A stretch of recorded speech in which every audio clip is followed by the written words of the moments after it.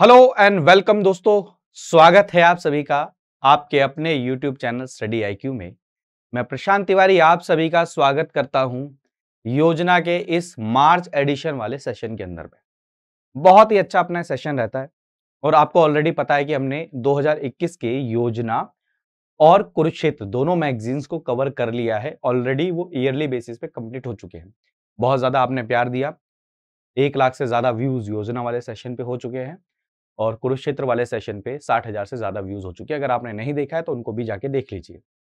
अब इस सीरीज के अंदर में हम क्या शुरू कर रहे हैं कि आपके जनवरी से लेके अब इस 2022 के अंदर में जितने भी सेशन होंगे उनको हम कवर करेंगे। तो योजना और कुरुक्षेत्र ये क्या है दोस्तों, ये दोनों के दोनों क्या है, मैगजीन है जो भारत सरकार के द्वारा निकाली जाती हैं। और ये क्या फोकस करती हैं मेरे प्यारे दोस्तों, ये जैसे बहुत इंपॉर्टेंट जो टॉपिक्स होते हैं यानी कि स्पेशली कह लीजिए इशू, उनको बहुत डिटेल में ये मैगजीन्स कवर करती हैं। और यूपीएससी में प्रीलिम्स में यहां से 1 या 2 क्वेश्चन डायरेक्ट पूछे जाते हैं और मेंस में तो काफी सारे क्वेश्चंस यहां से पूछे गए हैं और पूछे जाते हैं। तो ये बहुत इंपॉर्टेंट सेशन रहते हैं आप सभी के लिए और मैं सजेस्ट करूंगा अगर आप थोड़ा सा भी सीरियसली यूपीएससी की तैयारी कर रहे हैं तो इन सेशंस को जरूर देखिएगा, आपको बहुत ज्यादा हेल्प करेंगे। तो मार्च वाले एडिशन के अंदर में आप सभी को पता है दोस्तों, बजट हमारा जो यूनियन गवर्नमेंट का जो बजट है वो रिलीज हुआ था। तो इस पूरे मार्च वाले एडिशन के अंदर में जो यूनियन बजट के अंदर में जो जो इंपॉर्टेंट प्रोविजंस, जो जो इंपॉर्टेंट इनिशिएटिव्स लिए गए, उनका इसमें पूरा का पूरा जिक्र किया गया है। और मैं आपको एश्योर करता हूं कि आपको एक होलिस्टिक कवरेज बजट की इस सेशन से आपको मिल जाएगी। कुरुक्षेत्र में ही बजट के बारे में जिक्र है, तो बजट ऑलमोस्ट मान के चलिए पूरा के पूरे इनिशिएटिव, स्टेप, स्कीम्स, क्या ये वो है, मोटिव है उसके पीछे, ये सारी चीजें हम यहाँ पर कवर करेंगे। तो चलिए शुरू करते हैं। अगर आपको इस सेशन का पीडीएफ चाहिए या फिर हिंदू न्यूज़पेपर का, इंडियन एक्सप्रेस का, इन सबका भी पीडीएफ अगर आपको चाहिए मेरे दोस्तों, तो आप मेरे साथ टेलीग्राम चैनल पर जुड़ सकते हैं। प्रशांत तिवारी पीडीएफ टेलीग्राम चैनल का नाम है, यूजर नेम है प्रशांत तिवारी 26। यहां पर आपको इस सेशन का भी पीडीएफ वहां पर अवेलेबल हो जाएगा। ठीक है। और अगर आप मेरे साथ इंस्टाग्राम पे जुड़ना चाहते हैं तो भी जुड़ सकते हैं, ट्विटर पे जुड़ना चाहें तो भी जुड़ सकते हैं। और अगर दोस्तों आपको स्टडी IQ में कोई भी कोर्स परचेज करना है तो आप PRT33 ये कोड यूज कर सकते हैं, जिससे आपको 33% का डिस्काउंट मिल जाएगा। चलिए अब अपने सेशन को शुरू करते हैं। तो बजट ऑलरेडी 2 बार मैं जिक्र कर चुका हूं, बजट बजट। तो बजट आखिर क्या होता है? और एक टर्म आपने सुना होगा, इकोनॉमिक सर्वे। इन दोनों में फर्क क्या होता है? इकोनॉमिक सर्वे, सर्वे का मतलब दोस्तों आपने सर्वे किया, यानी कि कोई चीज जो हो चुकी है उसका आपने सर्वे किया। तो इकोनॉमिक सर्वे हमेशा पास्ट ईयर यानी कि जो प्रेजेंट साल जो चल रहा है उसका किया जाता है। और बजट यानी कि प्लानिंग की जाती है। बजट क्या होता है? प्लानिंग की जाती है। और प्लानिंग किसकी की जाती है दोस्तों? फ्यूचर में। तो फ्यूचर में जो ईयर रहने वाला है उसकी प्लानिंग की जाती है। तो ये डिफरेंशिएट करके रखिएगा कि 2022-23 में कैसे क्या करना है उसको बोलते हैं बजट, और 2021-22 में कैसा क्या रहा उसको बोलते हैं इकोनॉमिक सर्वे। यानी कि इकोनॉमिक सर्वे हमेशा पास्ट का होता है और प्लानिंग और फ्यूचर की प्लानिंग वो बजट के अंदर में होती है। ठीक है दोस्तों, ये बेसिक डिफरेंस। तो बजट का मतलब क्या है? बजट का मतलब यह है दोस्तों, किसी भी कंट्री के अंदर में कितनी इनकम है, कितना एक्सपेंडिचर है, उसका पूरा का पूरा लेखा जोखा। अब आपके घर के अंदर में भी मान के चलिए किसी की अगर सैलरी 50 रुपए, 500 रुपए, 2000 रुपए, 10,000 रुपए, उस हिसाब से वो प्लानिंग करते हैं इतने इतने रुपए कहां खर्च करेंगे। यानी कि अपने इनकम के बेसिस पे, रिसीट के बेसिस पे हम एक्सपेंडिचर को जब डिसाइड करते हैं उसको बोलते हैं बजट। ठीक है दोस्तों, यानी कि दोस्तों क्या है, एक्सपेंडिचर, टैक्सेस, प्लान टू लिवाई, अदर सारे ट्रांजेक्शन इसके अंदर में होती हैं जो सिटीजन को क्या करती है, उनकी भलाई या उनके ऊपर में इंपैक्ट करती है। तो बजट भारत के अंदर में, क्या बजट वर्ड कॉन्स्टिट्यूशन में यूज किया गया है या कॉन्स्टिट्यूशन में कौन सा आर्टिकल बजट से रिलेटेड है? तो आर्टिकल 112 दोस्तों भारत के अंदर में बजट से रिलेटेड बात करता है। बट प्लीज याद रखिएगा हमारे पूरे संविधान में कहीं पर भी बजट वर्ड यूज नहीं है। आर्टिकल 112 के अंदर में द एनुअल फाइनेंशियल स्टेटमेंट के नाम से इस चीज को बोला जाता है। दोस्तों प्लीज याद रखिएगा, इंपॉर्टेंट है, एग्जाम में पूछ लिया जाएगा कभी। तो इस बजट को प्रिपेयर कौन करता है? Department of economic affairs in finance ministry. Please याद रखिएगा, बजट डिवीजन इसको प्रिपेयर करता है। प्रिपेयर करता है, फिर बजट क्या होता है सदन में लाया जाता है, उसकी कॉपीज दी जाती हैं, फिर अनाउंसमेंट होती है, बजट सेशन आपने देखा होगा। ये इंपॉर्टेंट चीज है। अब मैं पूरे कॉन्सेप्ट को शुरू करने से पहले मैं कुछ बेसिक अंडरस्टैंडिंग, आपका फाउंडेशन क्लियर कर देना चाहता हूं कि आपको फिर आगे वाले समय में जब मैं वर्ड यूज करूं कैपिटल एक्सपेंडिचर तो आपको पता होना चाहिए, रेवेन्यू एक्सपेंडिचर तो आपको पता होना चाहिए। दोस्तों बजट, आप खर्चा जब करते हैं तो दो प्रकार के खर्चा करते हैं। एक खर्चा आप ऐसा करते हैं जिसके थ्रू कोई एसेट बनता है। एसेट यानी कि जहां से आपको कुछ रिटर्न में मिलता है। क्या मिलता है? एसेट। यानी कि आपको कुछ क्या मिलता है? रिटर्न में मिलता है, उसको बोलते हैं एसेट। और उसी को हम कई बार क्या बोलते हैं? कैपिटल। तो हमारा बजट दोस्तों दो हिस्सों में डिवाइडेड होता है, एक रेवेन्यू बजट बोलते हैं और एक कैपिटल बजट बोलते हैं। तो रेवेन्यू बजट क्या होता है? रेवेन्यू बजट वो होता है जिसके अंदर में हम कोई ना एसेट बना रहे हैं ना कोई एसेट कम कर रहे हैं, एसेट के ऊपर में कोई असर ना हो, उस वाले हिस्से को हम बोलते हैं रेवेन्यू बजट बोलते हैं। दूसरी तरफ में दोस्तों जहां पर कोई एसेट या तो बन रहा है या तो एसेट कम हो रहा है, उसको हम बोलते हैं कैपिटल बजट बोलते हैं। अब एग्जांपल देखिए, मैंने वर्ड यूज किया बजट, बजट।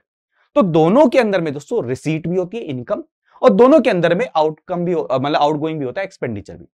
तो रेवेन्यू रिसीट भी होती है, रेवेन्यू रिसीट यानी कि जिसका एसेट से कोई लेना नहीं, ऐसा पैसा भी आ रहा होगा। रेवेन्यू एक्सपेंडिचर, ऐसा कोई पैसा होगा जो एक्सपेंडिचर हो रहा होगा लेकिन उसका एसेट से लेना देना नहीं है। ऐसी दोस्तों रेवेन्यू रिसीट हो गया, रेवेन्यू एक्सपेंडिचर हो गया, ऐसी कैपिटल रिसीट यानी कि कैपिटल रिसीट यानी कि एसेट या तो बढ़ रहा है या घट रहा है, पैसा आ रहा है। और दूसरी तरफ कैपिटल एक्सपेंडिचर यानी कि पैसा खर्च कर रहे हैं किसमें? एसेट बनाने में या कम करने में, कुछ भी करने में एसेट का रिलेशन है, पैसा आने और जाने में। तो ये डिफरेंस आपको समझ में आ गया। अब बात करते हैं रेवेन्यू रिसीट। पैसा आ रहा है बट एसेट कुछ नहीं बन रहा है, ना कम हो रहा है ना ज्यादा हो रहा है, दोनों तरीके से। तो पैसा किस प्रकार से आ सकता है? मान के चलिए रेवेन्यू रिसीट के अंदर पैसा कहां से आ रहा है? टैक्स से आ रहा है। अब सरकार को कुछ रिटर्न में तो नहीं देना ना, कुछ एसेट तो है नहीं, टैक्स से आ रहा है पैसा। Non tax revenue, non tax revenue यानी कि मान के चलिए डिविडेंड वगैरह कहीं से भी प्रॉफिट आ रहा है, वो सारी की सारी चीज होगी। ये क्या आ रहा है? पैसा आ रहा है, प्रॉफिट, पैसा आ रहा है।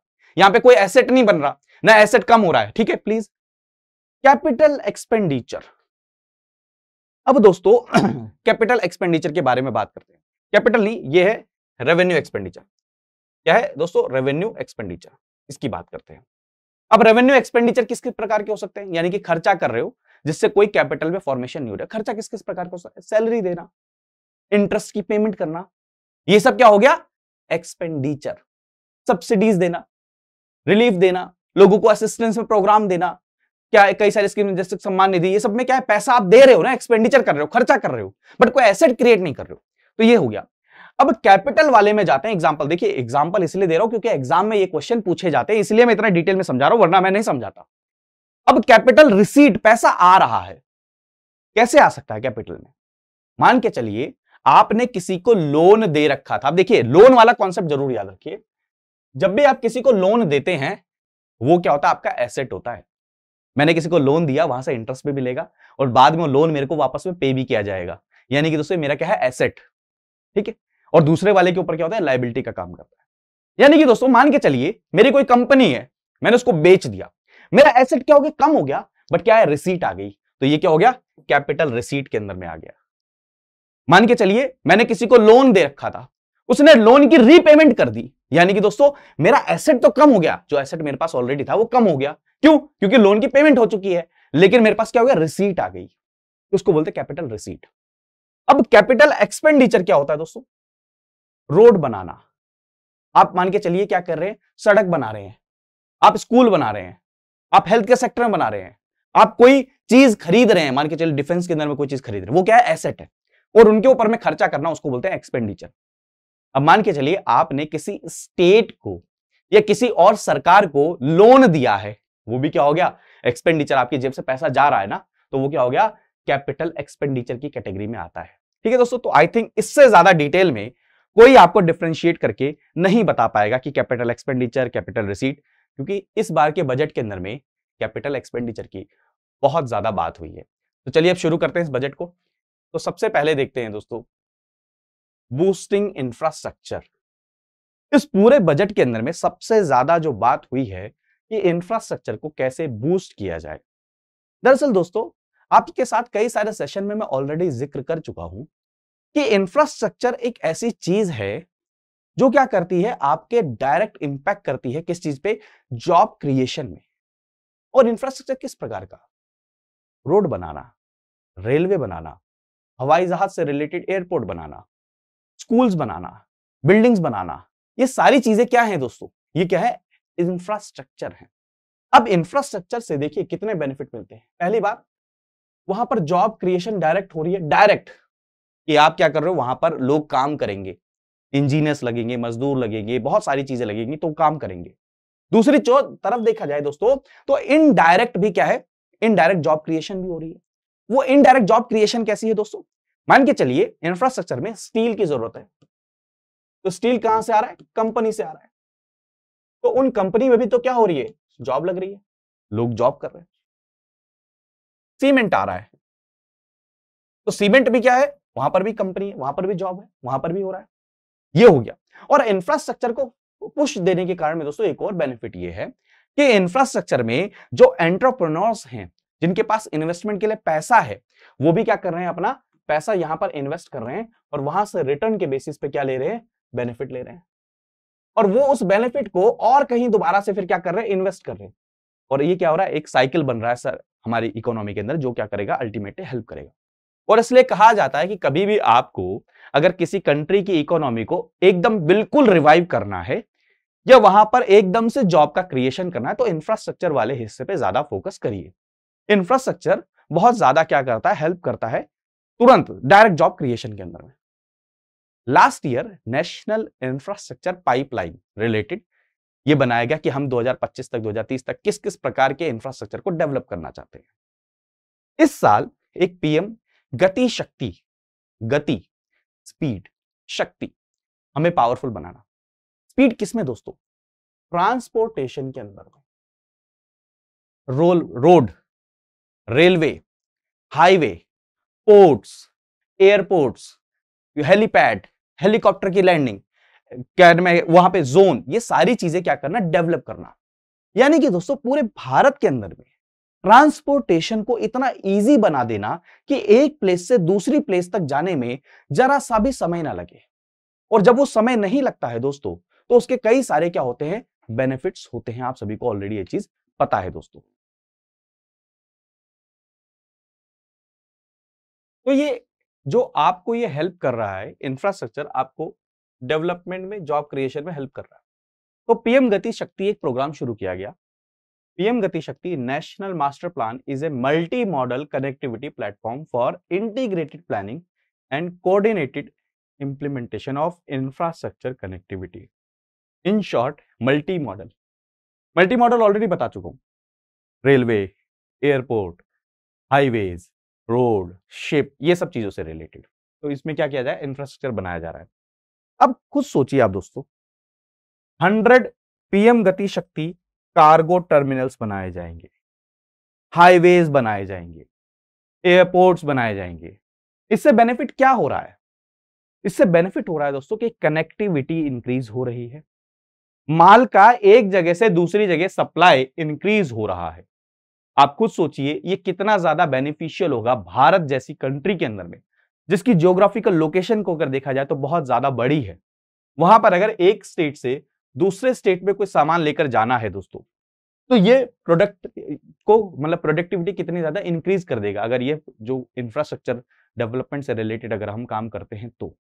आप खुद देखिए, कार्गो कैपेसिटी को इंक्रीज किया जा रहा है, यानी कि शिप से मूवमेंट कैसे इंक्रीज की जाए, रेलवे की लाइन को कैसे इंक्रीज किया जाए, उसके नेटवर्क को कैसे बढ़ाया जाए, ये सारी चीजें क्या करेंगी, आपके हेल्प करेंगी। और ऑलरेडी हम डिस्कस कर चुके हैं कि कैसे इंफ्रास्ट्रक्चर जॉब क्रिएशन तो कर रहा है, प्लस में इकोनॉमिक डेवलपमेंट में भी हेल्प करेगा। ऑलरेडी इस चीज में हम डिस्कस कर चुके हैं। मान के चलिए एक स्टेट है यूपी, वहां से आपको तमिलनाडु में कोई सामान भेजना है, तो आप खुद सोचिए अगर ऐसी कनेक्टिविटी होंगी और एक ही जगह पे, यानी कि एक ही यूनिट पे आपको रेलवे का भी कनेक्शन मिल जाए, आपको शिप का भी कनेक्शन मिल जाए, आपको क्या हो जाए, वहां से हाईवे का भी कनेक्शन मिल जाए एक ही जगह से, तो ये क्या मल्टी मॉडल इसी को बोला जाता है ना। तो आपकी एफिशिएंसी को कितना इंक्रीज कर देगा, ट्रांसपोर्टेशन कॉस्ट को कितना कम कर देगा, टाइम कंजम्पशन को कितना कम कर देगा, कितना ज्यादा बेनिफिट है। अब मान के चलिए यूपी लैंडलॉक्ड है, यूपी को कोई सामान बाहर एक्सपोर्ट करना है, उसमें भी तो ये हेल्प करेगा ना। आप यहां से गुजरात भेज सकते हैं, महाराष्ट्र भेज सकते हैं, तमिलनाडु भेज सकते हैं, केरल भेज सकते हैं, जो जो कोस्टल बॉर्डर है। तो ये क्या है, आपको हेल्प करेगा। और इसके 6 पिलर हैं दोस्तों। कॉम्प्रिहेंसिवनेस, यानी कि जितने जितने डिपार्टमेंट के, मिनिस्ट्रीज के प्रोग्राम चल रहे हैं उनको सबको एक साथ लाना और इसको एक मतलब कहते हैं ना एक मास्टर प्लान के रूप में क्या करना है, इसको डेवलप करना है इंफ्रास्ट्रक्चर। फिर कह रहा हूं infrastructure is all about economic growth her perspective से, ठीक है। रीजनल कनेक्टिविटी बढ़ेगी, रीजनल कनेक्टिविटी रीजनल डिस्पैरिटी को खत्म करेगी। उस एरिया, पर्टिकुलर एरिया के अंदर में, उस रीजन के अंदर में भी क्या होगी दोस्तों, क्या होगी, डेवलपमेंट होगी। जब कनेक्टिविटी होगी, डेवलपमेंट होगी, तो वहां से क्या होगा, माइग्रेशन भी क्या होगा दोस्तों, कम होगा। यानी कि अगर लिखना चाहें आप, या पढ़ना चाहें आप, या समझना चाहें अगर आप, तो एक ही टॉपिक को कितने प्रकार से पढ़ और समझ सकते हैं और यूपीएससी कैसे क्वेश्चन पूछ सकता है, यह भी एक तरीका आप देख सकते हैं। ठीक है दोस्तों, तो ये सारी की सारी चीजें हैं। इसमें हर मिनिस्ट्री को इंक्लूड किया जाएगा, यानी कि एक तरीके से देखा जो डिफरेंट डिफरेंट प्रोग्राम्स चल रहे थे उनको एक जगह पे कन्वर्ज किया जा रहा है और एक तरह से स्ट्रीमलाइन करके उनको क्या किया जा रहा है, एक वॉर के लेवल पर उसको इंप्लीमेंट करने की कोशिश की जा रही है। क्योंकि एक बात समझिए कि जिस भी कंट्री के अंदर में इंफ्रास्ट्रक्चर वेल डेवलप्ड है, कनेक्टिविटी वेल डेवलप्ड है, वहां पर इकोनॉमिक एक्टिविटीज क्या होती हैं, अच्छी होती है। जैसे मान के चलिए किसी रीजन के अंदर में अगर मान के चलिए वहां पर इंफ्रास्ट्रक्चर यानी कि रोड अच्छा है, वहां पर इलेक्ट्रिसिटी अच्छी मिल रही है, वहां पर गवर्नमेंट की पॉलिसीज अच्छी हैं, तो वहां पर मान के चलिए कोई फैक्ट्री लगाने को भी तो क्या करेगा, कोशिश करेगा ना। और अगर चीजें वहां पर अवेलेबल नहीं है तो वहां पर इन्वेस्टमेंट कैसे आएगा, और जब इन्वेस्टमेंट नहीं आएगा तो उस एरिया का डेवलपमेंट नहीं हो पाएगा। तो ये भी एक समस्या है। ठीक है दोस्तों, तो ये सारी की सारी चीजें की जा रही है। तो गति शक्ति के अंदर देखिए, ऑलरेडी बता रहा हूं आपको, रोड आपके क्या किया जा रहा है, आपके एयरपोर्ट्स देखिए, रोडवे की कैपेसिटी को बढ़ाया जा रहा है। एयरपोर्ट 200 से ज्यादा नए एयरपोर्ट बनाए जाएंगे। अब देखिए ट्रेन, उसको कैसे इंक्रीज किया जा रहा है, कार्गो के साइज को इंक्रीज, उसकी कैपेसिटी को इंक्रीज किया जा रहा है। क्योंकि देखिए रोड के थ्रू ट्रांसपोर्टेशन के कारण में सबसे पहला क्या दिक्कत है, क्रूड ऑयल के प्राइसेस बढ़ रहे हैं। प्राइसेस बढ़ने के कारण में क्या हो रहा है दोस्तों, जो उसकी कॉस्ट है वो भी बढ़ रही है, टाइम भी कंज्यूमिंग ज्यादा है, उसका दोनों का इंपैक्ट क्या पड़ता है, कंज्यूमर पर पड़ता है, जो प्रोड्यूसर है उस पर पड़ता है, जो ट्रांसपोर्टर है उस पर पड़ता है, हर चीज से पड़ता है। रेलवे को टाइम बाउंड किया जा रहा है। पहले क्या होता था कि ट्रेन निकली है 10-10 दिन के बाद पहुंच रही है कार्गो वाली ट्रेन, क्यों, क्योंकि प्रायोरिटी पे किसको रखा जाता था, पैसेंजर वाली ट्रेन को। उसमें लोग बैठे उनको तो नहीं रुकवा सकते ना, तो ट्रेन की पटरियां सेम होती थी। इसलिए आपने देखा होगा फ्रीट कॉरिडोर बनाए जा रहे हैं जहां पर सिर्फ और सिर्फ सामान को ही लाया और ले जाया जा सके। ये सारी चीजें क्या है, हेल्प कर रही हैं। ट्रांसमिशन नेटवर्क, अब मान के चलिए आपने रेलवे वगैरह सब बना दिया, बट टेलीकॉम सेक्टर अगर वहां पर नहीं स्थापित है तो वहां पर आप कैसे कर पाएंगे। फॉर एग्जांपल मान लीजिए किसी रीजन के अंदर में टेलीकॉम सेक्टर नहीं है, मैं कुछ अगर ऑनलाइन ऑर्डर करना चाह रहा हूं, तो एक ये सिर्फ टेलीकॉम सेक्टर की अवेलेबिलिटी ना होने के कारण में उस एरिया की इकोनॉमिक डेवलपमेंट को कितना इंपैक्ट कर रहा है। उस एरिया के अंदर में अगर कोई सरकार स्कीम लागू करना चाहती है, कोई चीज प्रोवाइड कराना चाहती है, उस पर कितना नुकसान पहुंच रहा है। तो ये सब चीजों के कारण में ये भी इंफ्रास्ट्रक्चर का एक हिस्सा है दोस्तों, बहुत इंपॉर्टेंट। 4G कनेक्टिविटी को बढ़ाना। अब देखिए इंफ्रास्ट्रक्चर के अंदर में आपकी जो एनर्जी प्रोड्यूसिंग जो यूनिट्स हैं वो भी आती हैं। अब उसके अंदर में दोस्तों रिन्यूएबल एनर्जी से रिलेटेड कैसे इंफ्रास्ट्रक्चर को डेवलप किया जाए, सोलर पैनल्स लगाए जाएं, विंड से रिलेटेड वहां पर कैसे विंड से पानी बिजली को पैदा किया जाए, ये लगाया जाए, टाइडल एनर्जी का कैसे यूज किया जाए, बायोगैस एनर्जी का कैसे यूज किया जाए। अब इन एनर्जीज को कैसे एक स्टेट से दूसरे स्टेट ट्रांसपोर्ट किया जाए, कैसे ट्रांसमिशन जो ग्रिड है उसके अंदर में इनको भी इंक्लूड किया जाए, ये सब भी क्या है दोस्तों, इंफ्रास्ट्रक्चर का हिस्सा है और ये भी इंपॉर्टेंट रोल प्ले करता है दोस्तों। ठीक है, तो ये सारी की सारी चीजें इंपॉर्टेंट है और पीएम गति शक्ति हमें ग्लोबल लेवल पर कॉम्पिटिटिव बनाएगा, ग्लोबल लेवल पर हमारी प्रोडक्टिविटी को इंक्रीज करेगा, ग्लोबल लेवल पर हमारे जो है प्रोडक्ट्स की क्या करेगा, इंपॉर्टेंस को बढ़ाएगा। अब कनेक्टिविटी से बात कर रहे थे हम, तो कनेक्टिविटी दोस्तों कुछ ऐसे रीजन्स भी हैं जहां पर कनेक्टिविटी इकोनॉमिक डेवलपमेंट के लिए तो इंपॉर्टेंट है ही, उस रीजन की डेवलपमेंट के लिए तो इंपॉर्टेंट है ही, बट साथ में दोस्तों स्ट्रेटेजिकली भी वो लोकेशन हमारे लिए इंपॉर्टेंट हो जाती है। वैसे ही दोस्तों एक टनल है जोजिला टनल, तस्वीर देख सकते हैं, ये क्या है, ये टनल दोस्तों आपके जो जम्मू एंड कश्मीर और लद्दाख इसको कनेक्ट करने का एक बहुत मतलब श्रीनगर से आप लेह को all time weather all weather कहते हैं ना टनल बना रहे हैं आप। जनरली क्या होता था, जैसी ठंड पड़ती थी, बर्फ गिरती थी, तो कनेक्टिविटी खत्म हो जाती थी। अब जब कनेक्टिविटी खत्म होगी तो आप खुद सोचिए एसेंशियल गुड्स कैसे पहुंचाए जाते होंगे, एसेंशियल सर्विसेज कैसे पहुंचाई जाती होंगी। वहां पर अगर मान के चलिए कनेक्टिविटी ही खत्म हो चुकी है, वहां पर आने वाले समय में अगर सिक्योरिटी से रिलेटेड कोई इश्यू होता है, कोई वॉर होती है, सिचुएशन होती है, तो हम अपने आर्म फोर्सेस को कैसे वहां पर पहुंचाएंगे। तो यानी कि इस टनल का बहुत ज्यादा क्या है, रेलेवेंस है नेशनल सिक्योरिटी में भी दोस्तों, और प्लस में उस एरिया के, उस रीजन के डेवलपमेंट के अंदर में भी। जब ऑल टाइम वेदर कनेक्टिविटी रहेगी तो अदर जो प्राइवेट एंटिटीज है वो भी इन्वेस्टमेंट करने के लिए क्या होंगी, मोटिवेट होंगी। तो ये भी क्या करेगा, हेल्प करेगा दोस्तों। तो ये क्या है, 14.2 किलोमीटर का एक टनल बनाया जा रहा है कश्मीर के अंदर में दोस्तों, जो श्रीनगर से आपके लेह को कनेक्ट करेगा दोस्तों। आप खुद सोचिए कितनी बड़ी चीज है। और ये क्या होगा, in Asia the Zoji La tunnel will be the longest by directional tunnel. Please याद रखिएगा, आप खुद सोचिए, मैं आपको फिर कह रहा हूं कि हर टाइम ओपन रहेगा। आप खुद सोचिए उस एरिया के लोगों के ऊपर में क्या बीतती होगी जब वहां पर मान के चलिए किसी को हेल्थ की बहुत ज्यादा जरूरत है, किसी को वहां से दूसरी जगह जाने की बहुत ज्यादा जरूरत है, और वहां पर ऑल टाइम वेदर हर समय खुले रहने वाली कोई सड़क या टनल अवेलेबल नहीं है। उस एरिया को आपने सिर्फ एक इंफ्रास्ट्रक्चर ना होने के कारण में एक तरह से अलग थलग हो जाता। आप देखेंगे कई एरिया ऐसे भी होते हैं जहां पे कनेक्टिविटी ना होने के कारण में 6-6 महीने उनसे कोई कनेक्शन ही स्थापित नहीं हो पाता। और आपको याद होगा जब सियाचिन, कारगिल वाली जो वॉर हुई थी, वहां पे यही हुआ था कि ये क्या होता था, हम ठंड में वहां से छोड़कर चले आते थे, ठंड इतनी होती थी, और उसी का फायदा पाकिस्तान ने उठाया था। बट हमने बाद में क्या किया, हम हर समय वहां पर रहेंगे, चाहे ठंड जितनी ज्यादा हो, हम अपनी प्रेजेंस को वहां पर बनाकर रखेंगे, बर्फ के पिघलने का इंतजार नहीं करेंगे। यानी कि दोस्तों कनेक्टिविटी कितनी ज्यादा इंपॉर्टेंट है नेशनल सिक्योरिटी के लिए, डेवलपमेंट के लिए, टूरिज्म के लिए। कनेक्टिविटी होगी, लेह जाना, श्रीनगर जाना, टूरिज्म भी तो इंक्रीज होगा, उससे वहां पर इकोनॉमिक डेवलपमेंट भी होगी। तो सारी चीजें हैं दोस्तों, बहुत इंपॉर्टेंट है, एग्जाम पर्सपेक्टिव से प्लीज याद रखिएगा। 2024 तक कहा गया है कि ये कंप्लीट हो जाएगा।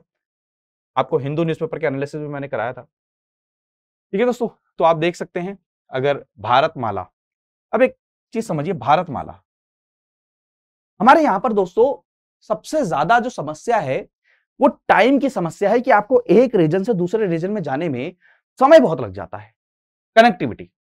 अब वो समय कैसे कम होगा, एक्सप्रेसवे और हाईवेज बना के। तो उसके लिए एक प्रोजेक्ट लाया गया, भारतमाला प्रोजेक्ट, जिसके अंदर में हमने कहा कि हम ज्यादा से ज्यादा हाईवे बनाएंगे। इस बार हमने ये भी कहा कि 25,000 किलोमीटर क्या करेंगे हम, एक्सप्रेसवे, हाईवे बनाने वाले। और ये क्या इंश्योर करेगा दोस्तों, कि एक एरिया से दूसरे एरिया जाने में आपको ज्यादा टाइम ना लगे। और इसके साथ में क्या होगा, एक और एंगल लेकर चलिए। जब एक एरिया के अंदर में ज्यादा लोगों का आना जाना नहीं हो पाता, कनेक्टिविटी नहीं हो पाती, तो उस एरिया के अंदर में ज्यादातर लोगों के एक अकेलापन या फिर कह लीजिए अलग सेपरेट एंटिटी वाली फीलिंग रहती है। और ये क्या है, यही अलगाववाद को जन्म भी देती है, प्रोटेक्शनिज्म को जन्म देती है, रीजनलिज्म को जन्म देती है। जब अमलगमेशन होगा, आमने सामने आना जाना होगा, तो कल्चरल क्या होगा, एक्सचेंज भी होगा। वहां पर यह भी पता चलेगा कि एक दूसरे की कल्चरल वैल्यूज क्या है, और उसके साथ में आप क्या कर सकते हैं, एक लॉन्गर पर्सपेक्टिव में डेवलपमेंट के प्रोजेक्ट्स को क्या कर सकते हैं, इंप्लीमेंट कर सकते हैं। ठीक है, अगला अगला देखते हैं, फेडरलिज्म। आर्टिकल बहुत अच्छा था। फेडरलिज्म एक्चुअली में क्या होता है, ऑलरेडी हम कई बार डिस्कस कर चुके हैं। फेडरलिज्म मेरे प्यारे दोस्तों, एक ही जगह पर दो सरकारों का होना। आप सोचिए, आजादी के बाद यह भी तो कहा जा सकता था कि पूरे भारत में सिर्फ एक ही सरकार रहेगी, यूनियन गवर्नमेंट रहेगी, स्टेट गवर्नमेंट नाम की कोई चीज नहीं रहेगी। बट उस समय यह नोटिस किया गया कि आजादी की लड़ाई ही इस पे ही आधारित थी कि कैसे जो रीजनल जो चीजें हैं, रीजनल जो प्रॉब्लम्स हैं, उनको कैसे ऑटोनॉमस पावर मिले, कैसे उनके पास में अपने एरिया के अकॉर्डिंग चीजों को सॉल्व करने के लिए पॉलिसी बनाने की पावर हो। इसीलिए दोस्तों हमने फेडरल फीचर को अपनाया। फेडरल फीचर यानी कि यूनियन सरकार भी है पूरे भारत के अंदर में, और साथ ही दोस्तों हर स्टेट की अपनी भी सरकार है। यानी कि आपने पावर को क्या किया है, डिस्ट्रीब्यूट किया है सेंटर एंड स्टेट्स के बीच में। यह है हमारा फेडरलिज्म। अब जब देश हमारा आजाद हुआ था दोस्तों, तो हमने फेडरलिज्म की जो भावना है उसको कोऑपरेटिव फेडरलिज्म के कॉन्सेप्ट में रखा था। कोऑपरेटिव फेडरलिज्म का मतलब क्या, कि सेंटर स्टेट एक साथ आएंगे, लोगों की भलाई के लिए काम करेंगे, लोगों के लिए वेलफेयर के लिए काम करेंगे, जो पॉलिसीज बनाएंगे मिलकर आगे बढ़ाएंगे। क्यों? क्योंकि दोनों के दोनों आजादी के बाद में निकल कर आए हैं, फ्रीडम स्ट्रगल से निकल कर आए हैं। दोनों को पता है कि हमारे देश की एम्बिशन क्या है, वहां के लोगों की एम्बिशन क्या है, अल्टीमेटली बेनिफिट किसको मिलना चाहिए, हमारे देश के लोगों को मिलना चाहिए। बट धीरे धीरे दोस्तों फेडरलिज्म, जो कोऑपरेटिव फेडरलिज्म था, वो धीरे धीरे कॉम्पिटिटिव फेडरलिज्म में बदल गया, जहां पर दोस्तों एक स्टेट दूसरे स्टेट के साथ कंपेयर करने लग गए और सेंटर स्टेट्स के रिलेशन पॉलिटिकल आइडियोलॉजिकल डिफरेंसेस के कारण में कि मैं ताकतवर हूं या आप ताकतवर हो, इसमें आपके पास पावर है या इसमें आपके पावर, कॉन्फ्लिक्ट होने लग गए। वहां से दोस्तों कॉम्बैटिव फेडरलिज्म भी कॉन्सेप्ट निकल कर आया, हिंदू न्यूज़पेपर में हमने ऑलरेडी पढ़ा है। तो फेडरलिज्म क्या है दोस्तों? एक relationship between state government and federal government. Federal Bharat के कंटेक्स्ट में अगर देखें तो यूनियन गवर्नमेंट, उसको हम फेडरलिज्म बोलते हैं दोस्तों। अब संविधान के अंदर में अगर देखा जाए तो फेडरलिज्म से रिलेटेड कई सारे कॉन्सेप्ट हैं, जैसे आर्टिकल 245, वो क्या कहता है कि पार्लियामेंट के पास में कहां क्या पावर है किस पे लॉ बनाने की, वो पूरे कंट्री में लॉ बना सकता है। लेकिन स्टेट का, वो पर्टिकुलर स्टेट से रिलेटेड स्टेट लेजिस्लेटिव असेंबली क्या बना सकती है, लॉ बना सकती है। आर्टिकल 245, चलिए आपने बता दिया लॉ बना सकते हैं, बट किन टॉपिक्स में बना सकते हैं वो शेड्यूल 7 में मेंशन है, जिसमें आपको पता होगा union list, state list and concurrent list, ये 3 प्रकार की क्या है लिस्ट बनाई गई है। प्लीज इन कॉन्स्टिट्यूशनल प्रोविजंस को याद रखिए। अब मान के चलिए उस समय उन्हें पता था कि हो सकता है आने वाले समय में सबके बीच में कॉन्फ्लिक्ट भी आए, तो article 261 provides full faith and credit to public acts, records and judicial proceedings of the union and state and promoting cooperation। यानी कि दोस्तों आपका भरोसा स्टेट पर होना चाहिए और स्टेट का भरोसा यूनियन पर होना चाहिए, तभी आके तो साथ काम कर पाओगे।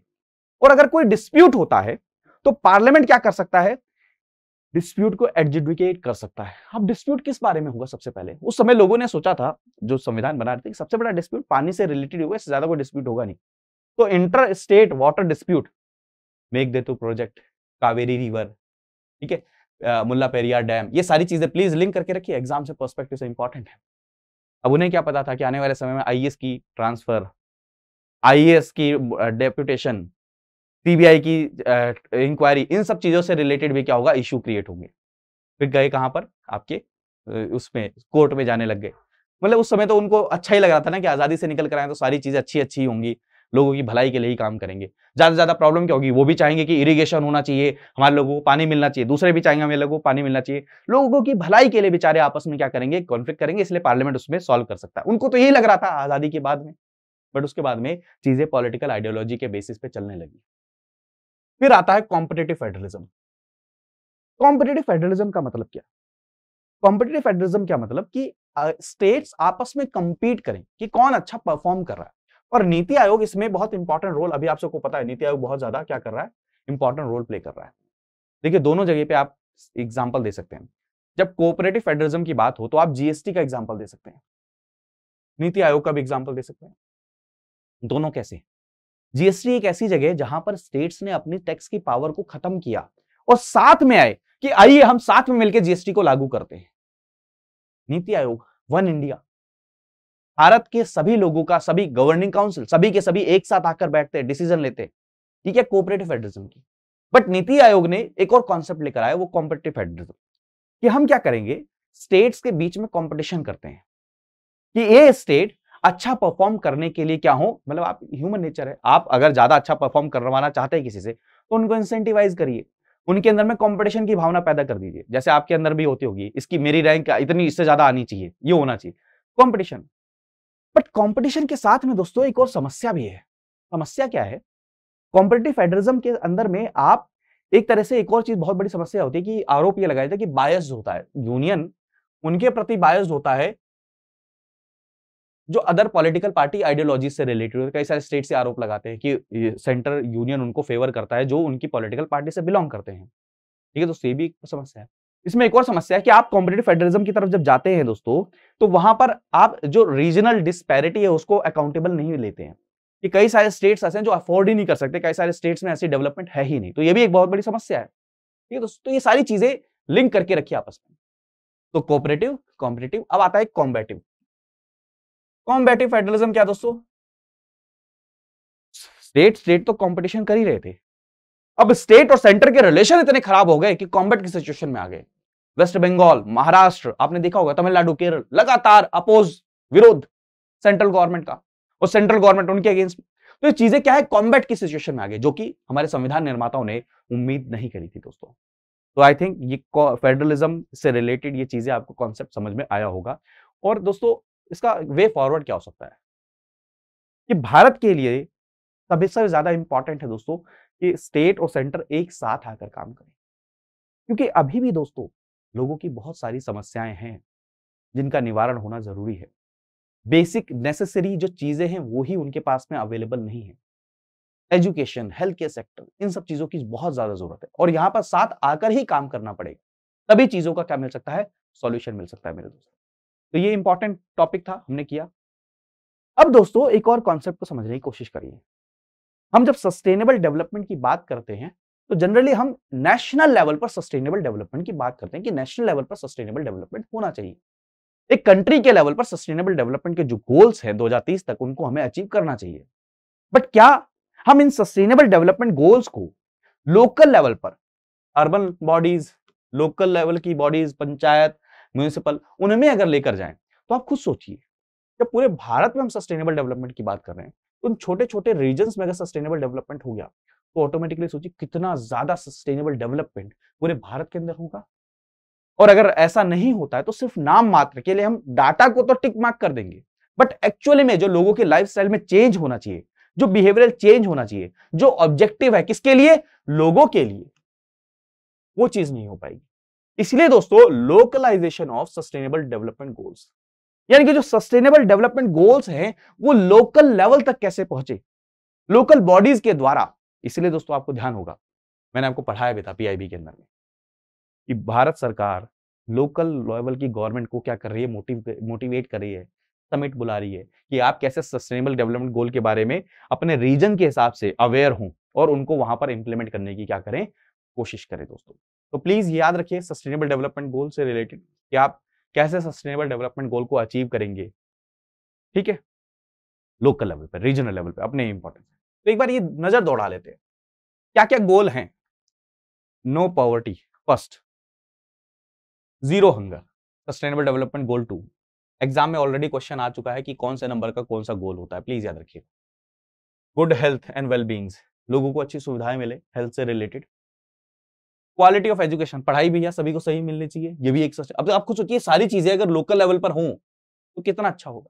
जेंडर इक्वालिटी हो, गांव के प्रधान जितनी महिलाएं हैं उतने ही महिलाएं पुरुष भी हो, वहां पर जेंडर इक्वालिटी हो हर जगह पे, जॉब अपॉर्चुनिटीज में भी। Clean water and sanitisation already पता है, इसीलिए जल शक्ति मिशन, ये सारी चीजें शुरू की गई क्लीन वाटर से रिलेटेड।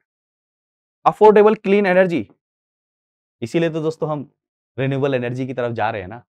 एलपीजी गैस कनेक्शन इसीलिए तो उज्ज्वला योजना के तहत प्रोवाइड कराई गई है कि सस्टेनेबल डेवलपमेंट गोल को हम क्या करें, अचीव कर सकें। Decent work and economic growth, आपने ध्यान दिया होगा कि कैसे हमने वेजेस बिल को क्या क्या कोड में लेकर आए हैं, इसीलिए लेकर आए हैं क्योंकि हमें ये क्या करना है, इस गोल को अचीव करना है। बट क्या नेशनल लेवल पर सिर्फ अचीव कर लेने से ये चीज इंप्लीमेंट हो जाएगी, नहीं हो पाएगी, इसीलिए इन्हें लोकल लेवल पर भी लेके जाना चाहिए।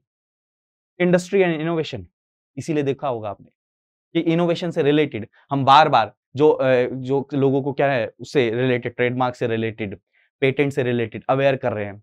हम कॉलेज के स्टूडेंट्स को ही कैसे अपने ट्रेडमार्क और उन इनोवेशन को रजिस्टर करें उसके लिए अवेयर कर रहे हैं। स्टार्टअप, वहां रिड्यूस्ड इनइक्वालिटीज, हम कोशिश कर रहे हैं कि हर जगह पर जिस जिस प्रकार की जैसी जैसी इनइक्वालिटीज उनको क्या किया जाए, खत्म किया जाए।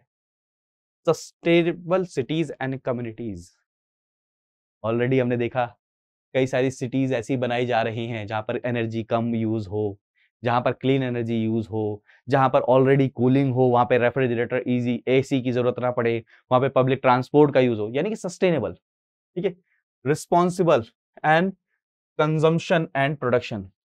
अब वेस्ट, ये वेस्ट से रिलेटेड है। वेस्ट जो आप यूज कर रहे हो उसको रिस्पॉन्सिबली यूज करो और उसका प्रोडक्शन भी रिस्पॉन्सिबली यूज होने से वेस्ट ज्यादा नहीं जनरेट होना चाहिए। क्लाइमेट एक्शन, ऑलरेडी कई बार डिस्कस कर चुके हैं, क्लाइमेट से रिलेटेड कितने सारे स्कीम्स आई हैं। लाइफ बिलो वाटर, ये भी यहां पर इंटरेस्ट क्या है, ब्लू इकोनॉमी। अगर एनवायरमेंट के अंदर में दोस्तों पानी से रिलेटेड अगर चीजें ठीक नहीं रहेंगी तो फिशरीज, शिपिंग, ये सब चीजें भी क्या होंगी, खराब होंगी, और ये मरीन डाइवर्सिटी को खराब करेगा, ये भी इंपॉर्टेंट चीज है। Life on land, environment, forestation को इंक्रीज करना, ये सारी चीजें ऑलरेडी बहुत ज्यादा इंपॉर्टेंट है। पीस एंड जस्टिस, आप खुद सोचिए, जुडिशरी को कैसे स्ट्रॉन्ग करना, कैसे ऑल्टरनेटिव ट्रिब्यूनल्स को बनाना जिससे शांति स्थापित हो, प्लस में अगर कोई डिस्प्यूट होगा उसको भी सॉल्व किया जा सके, और पार्टनरशिप फॉर द गोल्स। तो ये 17 सस्टेनेबल डेवलपमेंट गोल्स क्या किए हैं, टारगेट किया। अब आप खुद सोचिए, इसमें से एक भी ऐसा गोल है जो लोकल लेवल पर इंप्लीमेंट नहीं किया जा सकता। यानी कि दोस्तों, अगर छोटे छोटे लेवल पर इंप्लीमेंट किया जाए तो कितनी प्रॉस्पेरस सोसाइटी और कितना सस्टेनेबल डेवलप्ड हमारी कंट्री हो सकती है मैक्रो लेवल पर, ये आप सोच सकते हैं। इसलिए इसे लोकलाइज किया जा रहा है दोस्तों।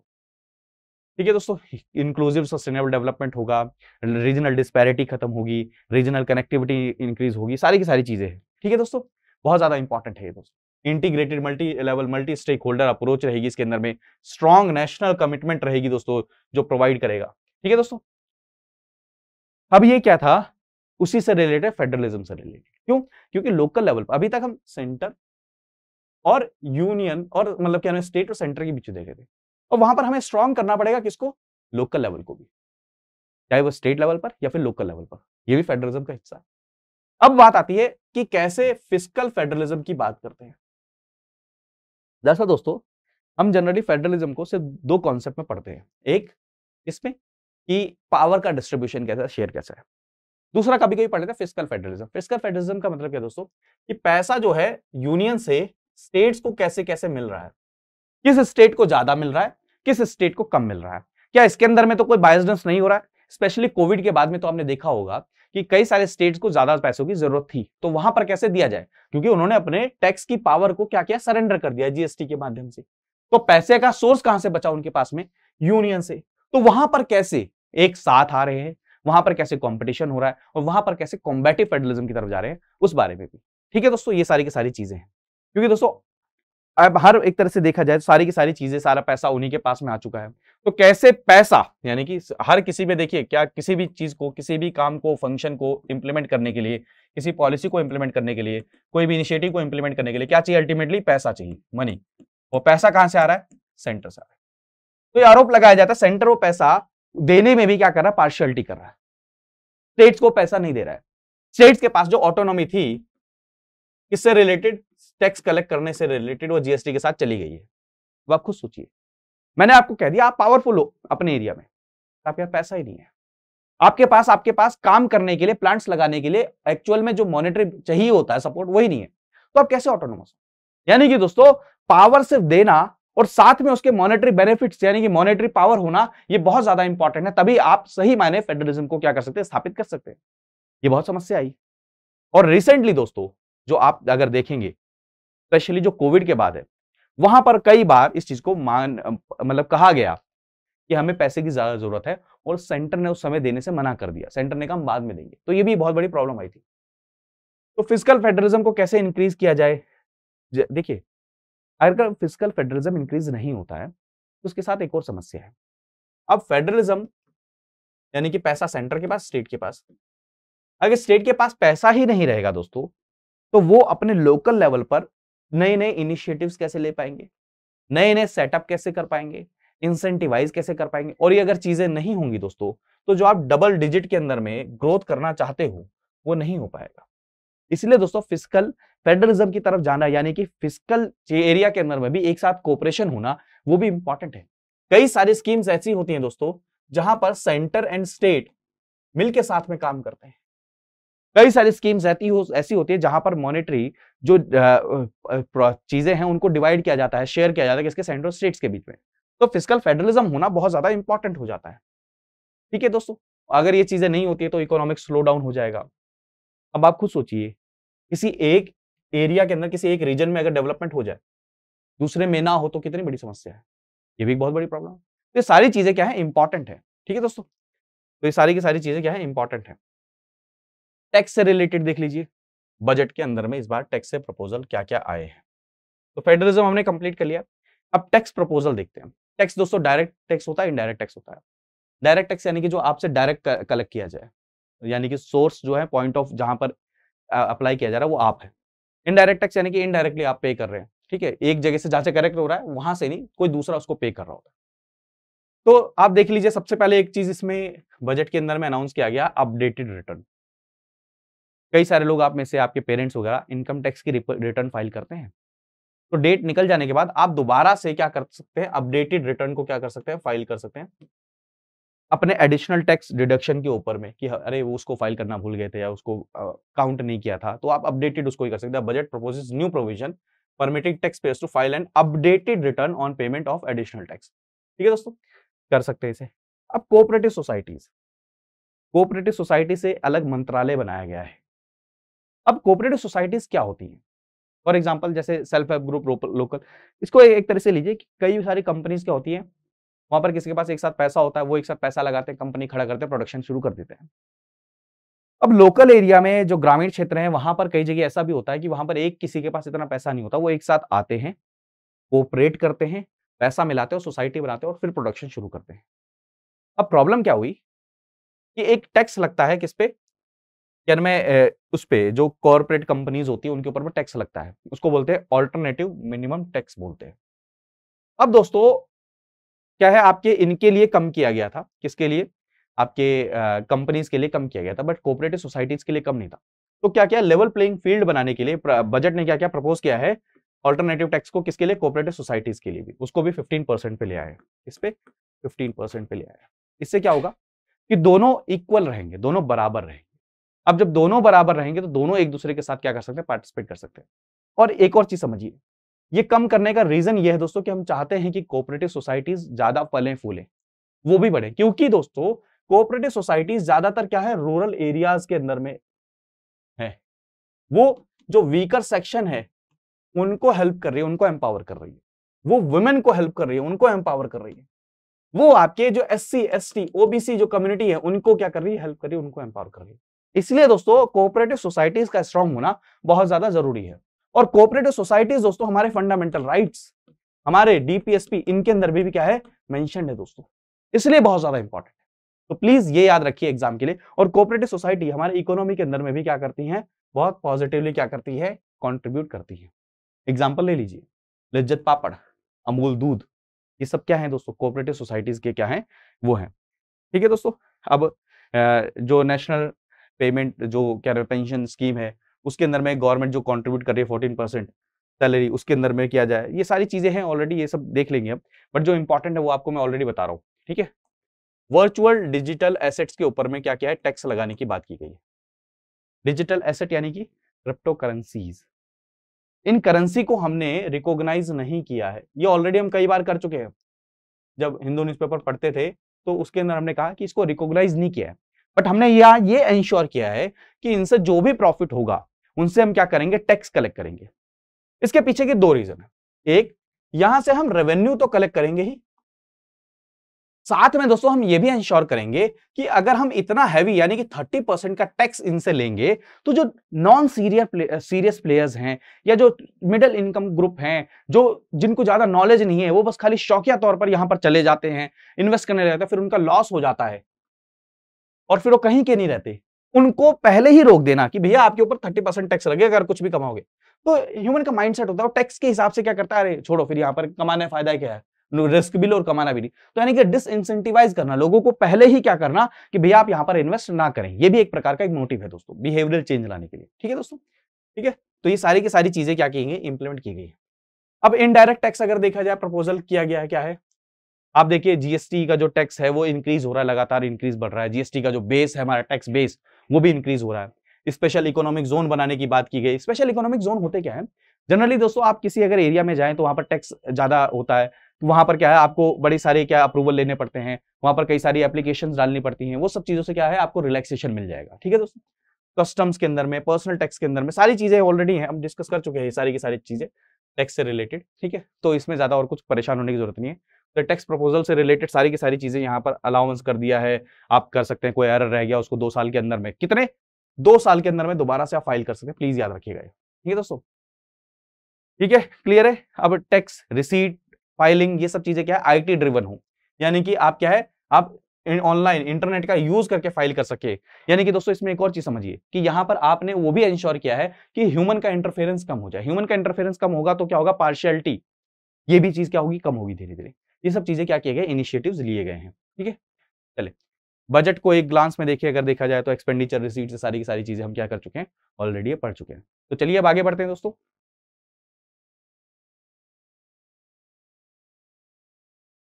ठीक है दोस्तों, तो अभी हमने यहां तक ये सारा का सारा कंप्लीट कर लिया है, एक्सपेंडिचर वगैरह सारी की सारी चीजें हमने कर ली है। और डेफिसिट से रिलेटेड, अब डेफिसिट क्या होता है देखिए, समझिए इस चीज को। जो बार बार हम एक कॉन्सेप्ट पढ़ते हैं फिस्कल डेफिसिट, ये होता क्या है? दरअसल दोस्तों फिस्कल डेफिसिट किसी भी कंट्री के लिए अच्छा नहीं होता है। क्यों? क्योंकि अभी बताता हूं। किसी भी कंट्री की मान के चलिए इनकम है 100 रुपीज और उनका खर्चा है 120 रुपए, तो उन्हें क्या करना पड़ता है दोस्तों, ये 20 रुपए उन्हें उधार लेना पड़ता है, यानी कि दोस्तों डेट। अब डेट जब भी होता है दोस्तों, उधार लेते हैं जब भी हम दोस्तों, तो उसके लिए क्या करना पड़ता है, इंटरेस्ट की पेमेंट भी करनी पड़ती है। अब जिस कंट्री के ऊपर में उधारी ज्यादा होती है उसकी रेटिंग भी क्या होती है दोस्तों, खराब होती है। आपने ऑलरेडी श्रीलंका वाले इश्यू में देखा, उसकी करेंसी की वैल्यूएशन भी क्या होती है दोस्तों, खराब होती है। और तीसरी इंपॉर्टेंट चीज दोस्तों, बजटिंग जो होती है उसके अंदर मैक्सिमम अमाउंट आपको किसके लिए एलोकेट करना पड़ता है, इंटरेस्ट की पेमेंट के लिए। तो इसीलिए हमेशा ये कहा जाता है कि डेट टू जीडीपी, ये जो रेशो है ये क्या होना चाहिए, कम होना चाहिए। कि आपकी जीडीपी के अंदर में कितना डेट है, कितना उधारी है, उस रेशो हमेशा कम रहना चाहिए, चाहे वो स्टेट हो चाहे यूनियन, दोनों का। तो ये भी चीज को अपने को लिंक करके चलना है एग्जाम पर्सपेक्टिव से, ये भी चीज इंपॉर्टेंट है दोस्तों। आगे आते हैं हम मल्टीप्लायर इफेक्ट्स की बात करते हैं। इन शॉर्ट अगर आपको बताना चाहो तो मल्टीप्लायर इफेक्ट क्या होता है, अगर आप 1 रुपया खर्च करते हैं तो मार्केट में वो 1 रुपया और ज्यादा रुपए के रूप में क्या करता है, काम करता है, ट्रांजेक्ट करता है, उसको बोलते हैं मल्टीप्लायर इफेक्ट। अलग अलग डेफिनेशन है इसकी। जैसे एग्जांपल लूं, सिंपल सी भाषा में अगर समझाना चाहूं कि सरकार अगर 1 रुपया खर्च करती है तो इकोनॉमी अलग अलग प्रकार से वो इंपैक्ट करती है, और उसके 1 रुपए की वैल्यू 1000, 2000, 100 कुछ भी हो सकती है, यानी कि मल्टीप्लायर इफेक्ट हो गया। फॉर एग्जाम्पल, जब गवर्नमेंट स्पेंड कर रही है, ये मॉरल मल्टीप्लायर इफेक्ट समझा रहा हूं, जब गवर्नमेंट स्पेंड कर रही है तो यानी कि प्राइवेट कंपनीज वगैरह को भी क्या मिल रहा है, एक सिग्नल मिल रहा है कि हमें भी स्पेंड करना चाहिए, यहां से क्या मिलेगा, हमें रिटर्न ज्यादा मिलने के चांसेस। तो एक तरह का ये मल्टीप्लायर इफेक्ट हो गया। दूसरा मल्टीप्लायर इफेक्ट क्या होता है, मान के चलिए आप 100 रुपीज जाके क्या करते हैं, बैंक में जमा करते हैं। अब ये मैं एक्स पर्सन हूं, मेरे तो 100 रुपीज क्या है, बैंक में जमा है, लेकिन बैंक क्या करता है, यही 100 रुपीज में से, आइडियली बता रहा हूं मैं, ये नहीं कह रहा कि इतने रुपए करता है, ये कॉन्सेप्ट समझाने के लिए कर रहा हूं। 80 रुपए किसी को क्या करे, उधार दे दे, क्या दे दे, उधार दे दे, इसे वाई पर्सन को। 80 रुपए की क्या है, लाइबिलिटी है उसके पास में, और ये 80 रुपए वो मार्केट में कहीं इन्वेस्ट करे, यानी कि एक्चुअली में है 100 रुपए, और वो बन कितने गए, देखिए 100 प्लस 80, 180 रुपए। बैंक के टर्म में इसको भी मल्टीप्लायर इफेक्ट बोला जाता है, कि 1 रुपए से कितने ज्यादा रुपए बनते हैं उनको मल्टीप्लायर इफेक्ट बोला जाता है। तो प्लीज मल्टीप्लायर इफेक्ट को याद रखिए, सिंपल सी भाषा में समझे कि when the government spends a rupee, overall income rises by a multiple more than a rupee, इसको बोलते हैं दोस्तों मल्टीप्लायर इफेक्ट बोलते हैं। फॉर एग्जाम्पल, गवर्नमेंट की स्पेंडिंग क्या करती है, एनकरेज करती है किसको, प्राइवेट इन्वेस्टमेंट और कंज्यूमर स्पेंडिंग को भी दोस्तों, और इसके कारण क्या होता है, मल्टीप्लायर इफेक्ट लागू हो जाता है। और जितना ज्यादा, इसीलिए कहा जाता है जितना ज्यादा गवर्नमेंट स्पेंड करती है उतना ज्यादा चांसेस होते हैं इकोनॉमिक ग्रोथ के, उतने ज्यादा चांसेस होते हैं इकोनॉमिक ग्रोथ। गवर्नमेंट की स्पेंडिंग एक तरह का कॉन्फिडेंस देती है, गवर्नमेंट की स्पेंडिंग एक तरह का मैसेज देती है, एक तरह का सिग्नल देती है कि भैया हाँ, अभी आने वाले समय में यहां पर क्या है, इकोनॉमिक ग्रोथ होने वाली है, इस सेक्टर में अगर गवर्नमेंट पैसा लगा रही है इसका मतलब क्या है, गवर्नमेंट इसको सपोर्ट करेगी। यहां पर अगर गवर्नमेंट आगे बढ़कर आई यानी कि गवर्नमेंट को सपोर्ट करेगी, तो प्राइवेट प्लेयर्स भी क्या होते हैं, इनकरेज होते हैं। ठीक है दोस्तों, the money spend by the government on the acquisition and development of machinery, health facility, education and so on is known as the capital expenditure. Already आपको कैपिटल एक्सपेंडिचर ये सब चीजों के बारे में बता चुका हूं ऑलरेडी। ठीक है दोस्तों, ऑलरेडी कई बार बता चुका हूं। इन कैपिटल एक्सपेंडिचर से रोड से क्या मिल रहा है, टोल मिल रहा है, ट्रांसपोर्टेशन कॉस्ट कम हो रही है, ये सब चीजें, टैक्स कलेक्शन हो रहा है। अब रोड पे क्या चल रहे हैं, व्हीकल्स चल रहे हैं, ज्यादा व्हीकल चलेंगे उनके लिए रोड टैक्स मिल रहा है। तो ये सारी चीजें क्या है, गवर्नमेंट के पास में पैसा आ रहा है ना, यानी कि जितना ज्यादा गवर्नमेंट क्या कर रही है, कैपिटल एक्सपेंडिचर कर रही है, उतना ज्यादा उनको बेनिफिट भी मिल रहा है। बट ये इंश्योर करना पड़ेगा, ऑलरेडी मैं बार बार कह रहा हूं कि दरअसल इस बार कैपिटल एक्सपेंडिचर को बढ़ाया गया है, बट ये इंश्योर करना पड़ेगा कि जो कैपिटल एक्सपेंडिचर हम बढ़ा रहे हैं वो एक्चुअली में कैपिटल एसेट बनाए, बस वो ये ना हो कि वो लोन देने में बैंक उसको किसको स्टेट्स को लोन देने में या इधर उधर के कामों में कैपिटल एक्सपेंडिचर वो काउंट तो हो जाए, बट एक्चुअली में उसके कारण में कोई प्रोडक्टिविटी ना हो, ये नहीं होना चाहिए। ठीक है दोस्तों, तो ये भी बहुत इंपॉर्टेंट चीज है। कैपिटल एक्सपेंडिचर को हम बार बार क्या कर रहे हैं, इंक्रीज कर रहे हैं और बार बार उसका जिक्र यहां पर हो रहा है। ठीक है दोस्तों, अब स्पेशल असिस्टेंस दिया जा रहा है स्टेट्स को, इसको हम कैपिटल एक्सपेंडिचर के अंदर भी काउंट कर रहे हैं। क्या किया जा रहा है, बड़ी अच्छी कहानी है, मतलब बड़ा मजेदार था जब मैंने पढ़ा था, जब ये न्यूज में आई थी। स्टेट से कह रहे हैं भैया हमें पैसा चाहिए, हमें क्या चाहिए, पैसा चाहिए, हमारे पैसे की कमी है। क्यों? क्योंकि कोविड हुआ, अब कोविड के कारण में हमें प्रॉब्लम है, हमें क्या करना है, खर्चा करना है ज्यादा ज्यादा, और सरकार कह रही है, सेंट्रल गवर्नमेंट ये कह रही है कि हमें भी कैपिटल एक्सपेंडिचर बढ़ाना है। तो सेंट्रल गवर्नमेंट ये कह रही है कि आपको हम डायरेक्ट पैसा तो नहीं दे सकते कि आपको जीएसटी में से इतना हम मॉनेटरी बेनिफिट दे दें, भैया हमें भी तो कुछ चाहिए। तो आपको क्या करेंगे, हम इंटरेस्ट फ्री, क्या करेंगे, इंटरेस्ट फ्री लोन देंगे आने वाले 5 साल के लिए, कि आप आइए, ये पैसा आपके पास है, और किसके थ्रू देंगे, आरबीआई के थ्रू दिलवाएंगे, और आप क्या करिए, उस पैसे को खर्च करिए। अब खुद सोचिए, जब तक पैसा खर्च नहीं होगा किसके द्वारा, स्टेट गवर्नमेंट्स के द्वारा, तब तक कैसे कंट्री के अंदर में एक्सपेंडिचर होगा। अब मैं बार बार इस चीज को कितनी बार दोहराऊं कि एक्सपेंडिचर अल्टीमेटली हमारी इकोनॉमिक ग्रोथ को इंश्योर करते हैं।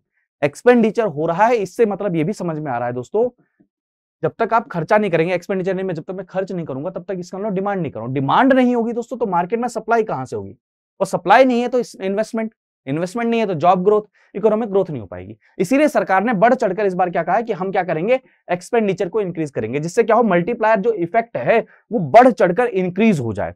स्टेट्स भी खर्चा क्या करें, बढ़ाएं। स्टेट्स अगर कैपिटल एक्सपेंडिचर में खर्चा बढ़ाएंगे तो एक हॉस्पिटल अगर बनाते हैं तो इसके क्या है, मल्टीप्लायर इफेक्ट है। अगर 1 रुपए इस पे खर्च करते हैं तो 10 रुपए का बेनिफिट मिलेगा, किसको, सरकार को मिलेगा। ये एक मतलब कहते हैं एक स्ट्रेटेजी होती है कि कैसे आप एक तरह से आप कैपिटल एसेट तो बना रहे हैं लोगों के वेलफेयर के लिए, साथ में इकोनॉमी को भी आप क्या करें, हेल्प करें दोस्तों। इससे ज्यादा और कुछ पढ़ने की जरूरत नहीं है। अब एक्सपेंडिचर, पब्लिक एक्सपेंडिचर देखिए, पब्लिक एक्सपेंडिचर क्या होता है। अब एक और चीज समझिए, क्राउड इन इफेक्ट भी एक चीज होती है, क्राउड इन इफेक्ट। अब मान के चलिए, एक तरफ देखा जाए, हमने देख लिया कि मल्टीप्लायर इफेक्ट होता है पैसा लगाने से, दूसरी तरफ में एक और प्रॉब्लम ये होती है दोस्तों कि जब आप पैसा यहां पर कौन लगाता है, गवर्नमेंट लगाती है, गवर्नमेंट ज्यादा खर्चा करती है। गवर्नमेंट कहां से लगा रही होगी, आरबीआई से या बैंक से पैसा उधार लेके, डेट लेके। अब जब ये पैसा गवर्नमेंट ले रही है तो प्राइवेट प्लेयर्स के पास तो पैसा उधार लेने के लिए बचेगा ही नहीं, और जब ये नहीं बचेगा दोस्तों तो क्या इसको बोलते हैं, क्राउडिंग आउट इफेक्ट भी बोलते हैं।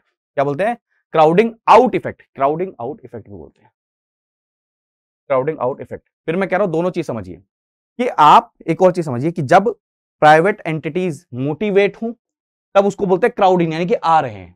और दूसरी तरफ देखा जाए कि इसके कारण में, ज्यादा पैसा खर्च होने के कारण में, वहां पर एक और चीज होती है, क्राउडिंग आउट इफेक्ट भी होता है, यानी कि उनको पैसा नहीं मिल रहा है किस चीज के लिए, इन्वेस्ट करने के लिए, क्योंकि बैंक से सारा पैसा किसने ले लिया है, सेंट्रल गवर्नमेंट ने ले लिया है, स्टेट गवर्नमेंट ने लिया पैसा इन्वेस्ट करने के लिए। ठीक है दोस्तों, ये भी चीज याद रखिएगा।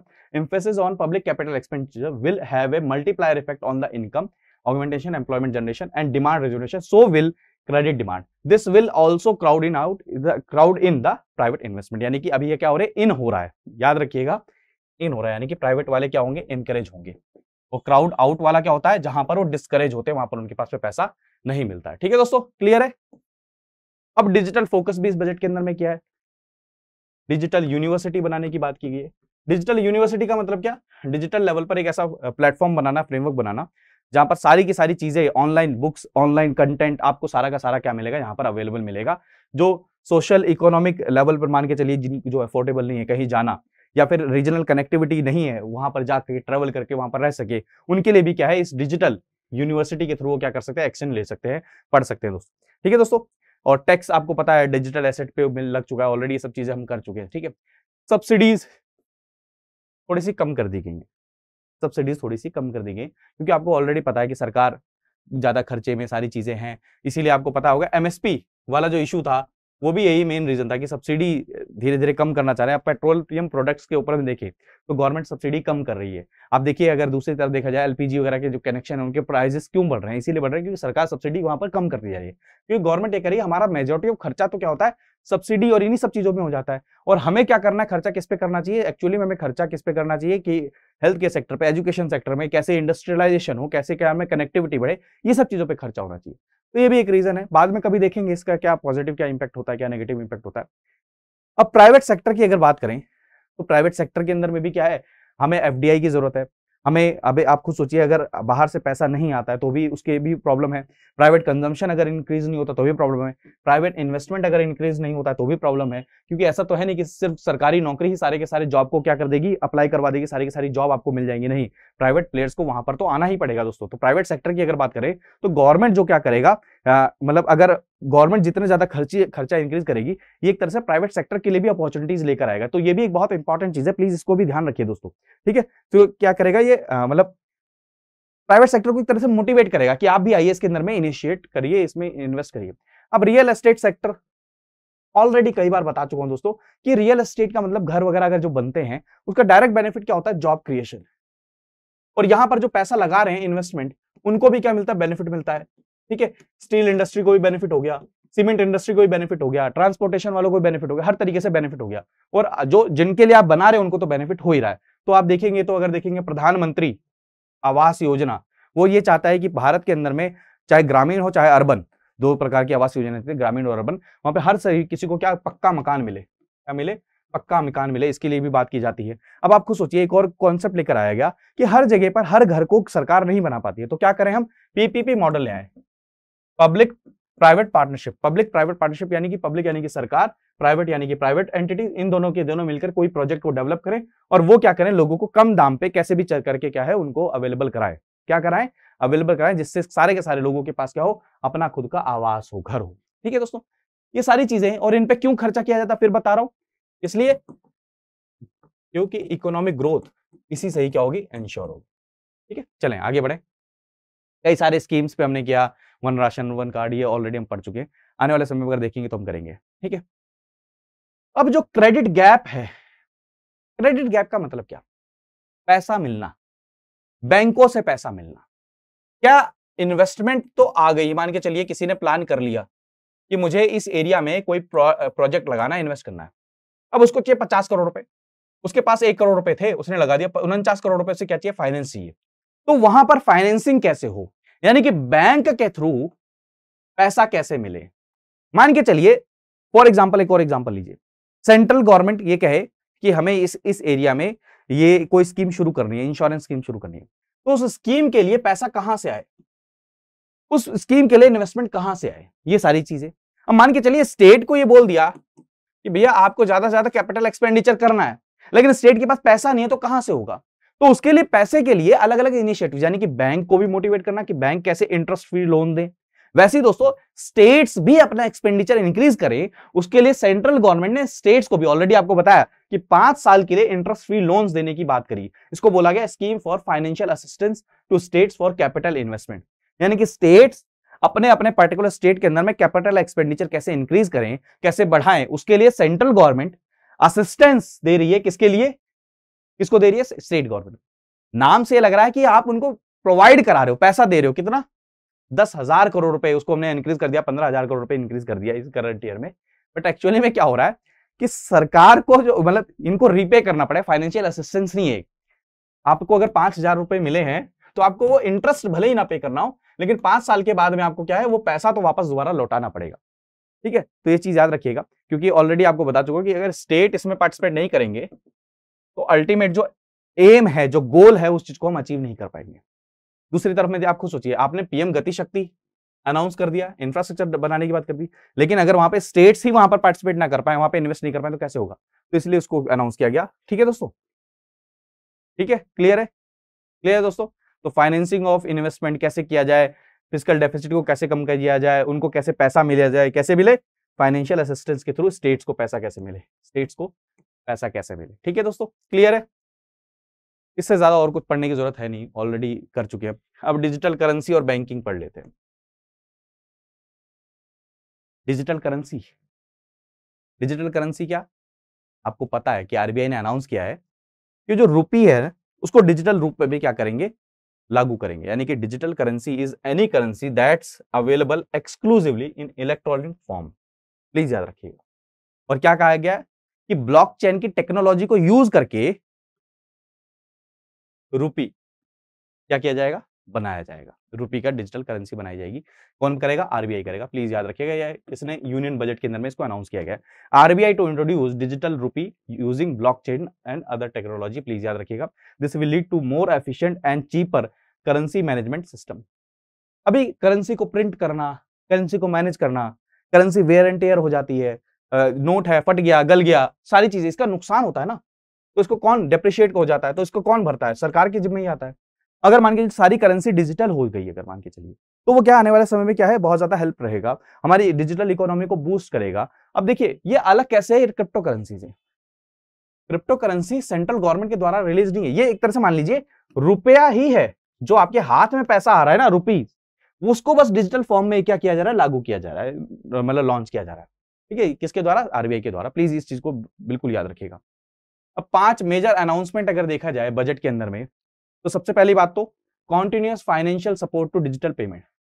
डिजिटल पेमेंट दोस्तों, उसने हमारी कंट्री को एक तरह से अलग रिवाइव कर दिया, अगर माहौल बना दिया। आप खुद सोचिए, कोविड हुआ, कोविड में आप खुद सोचिए कि जहां पर कांटेक्ट नहीं होना चाहिए था, वहां पर हमने कैसे डिजिटल पेमेंट, भीम, यूपीआई, इन सब का यूज करके कैसे किया। आप खुद सोचिए कितना ज्यादा इंक्लूसिव हो गया, सारी चीजें की सारी चीजें, किसी को भी कैश निकालने की जरूरत नहीं पड़ रही है।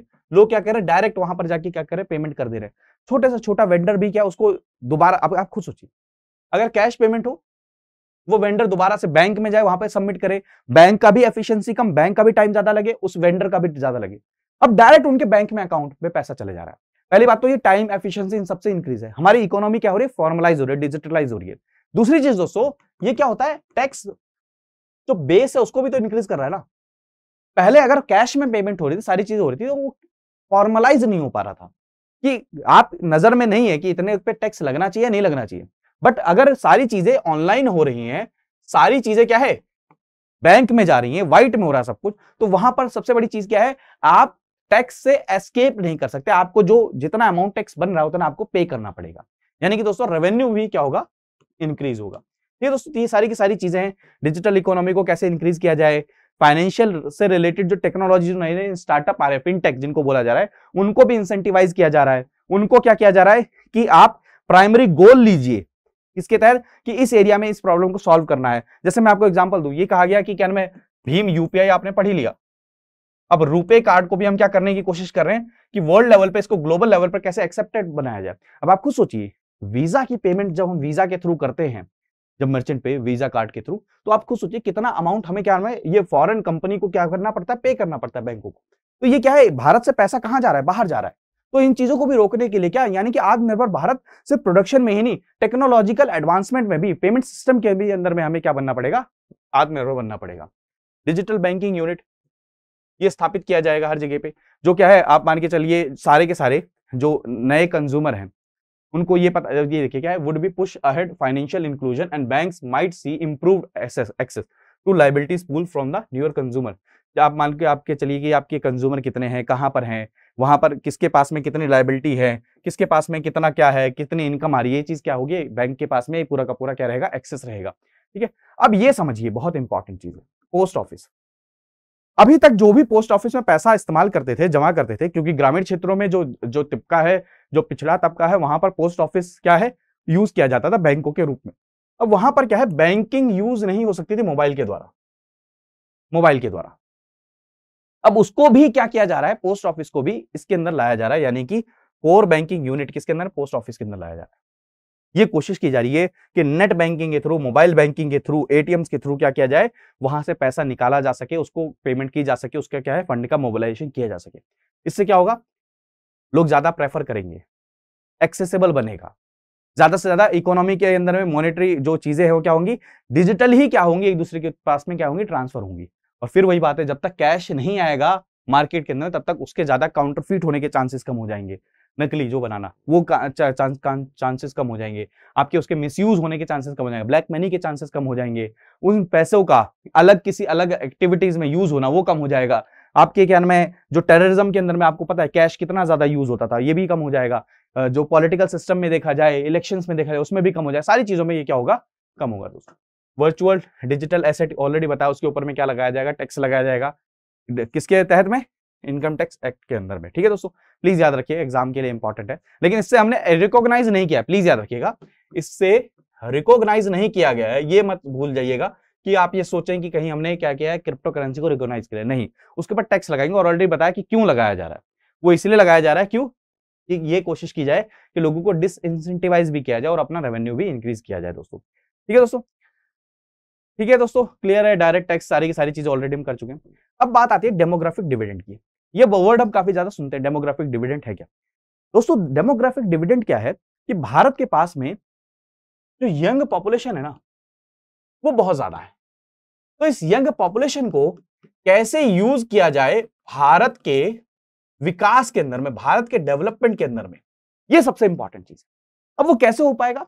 जब ये जो यंग पॉपुलेशन है ये स्किल्ड रहेगी, इनके पास में एजुकेशन रहेगी, ठीक है दोस्तों, इनके पास में क्या होगा, अपॉर्चुनिटीज रहेंगी, इनके पास में स्टार्टअप की अपॉर्चुनिटीज रहेंगी।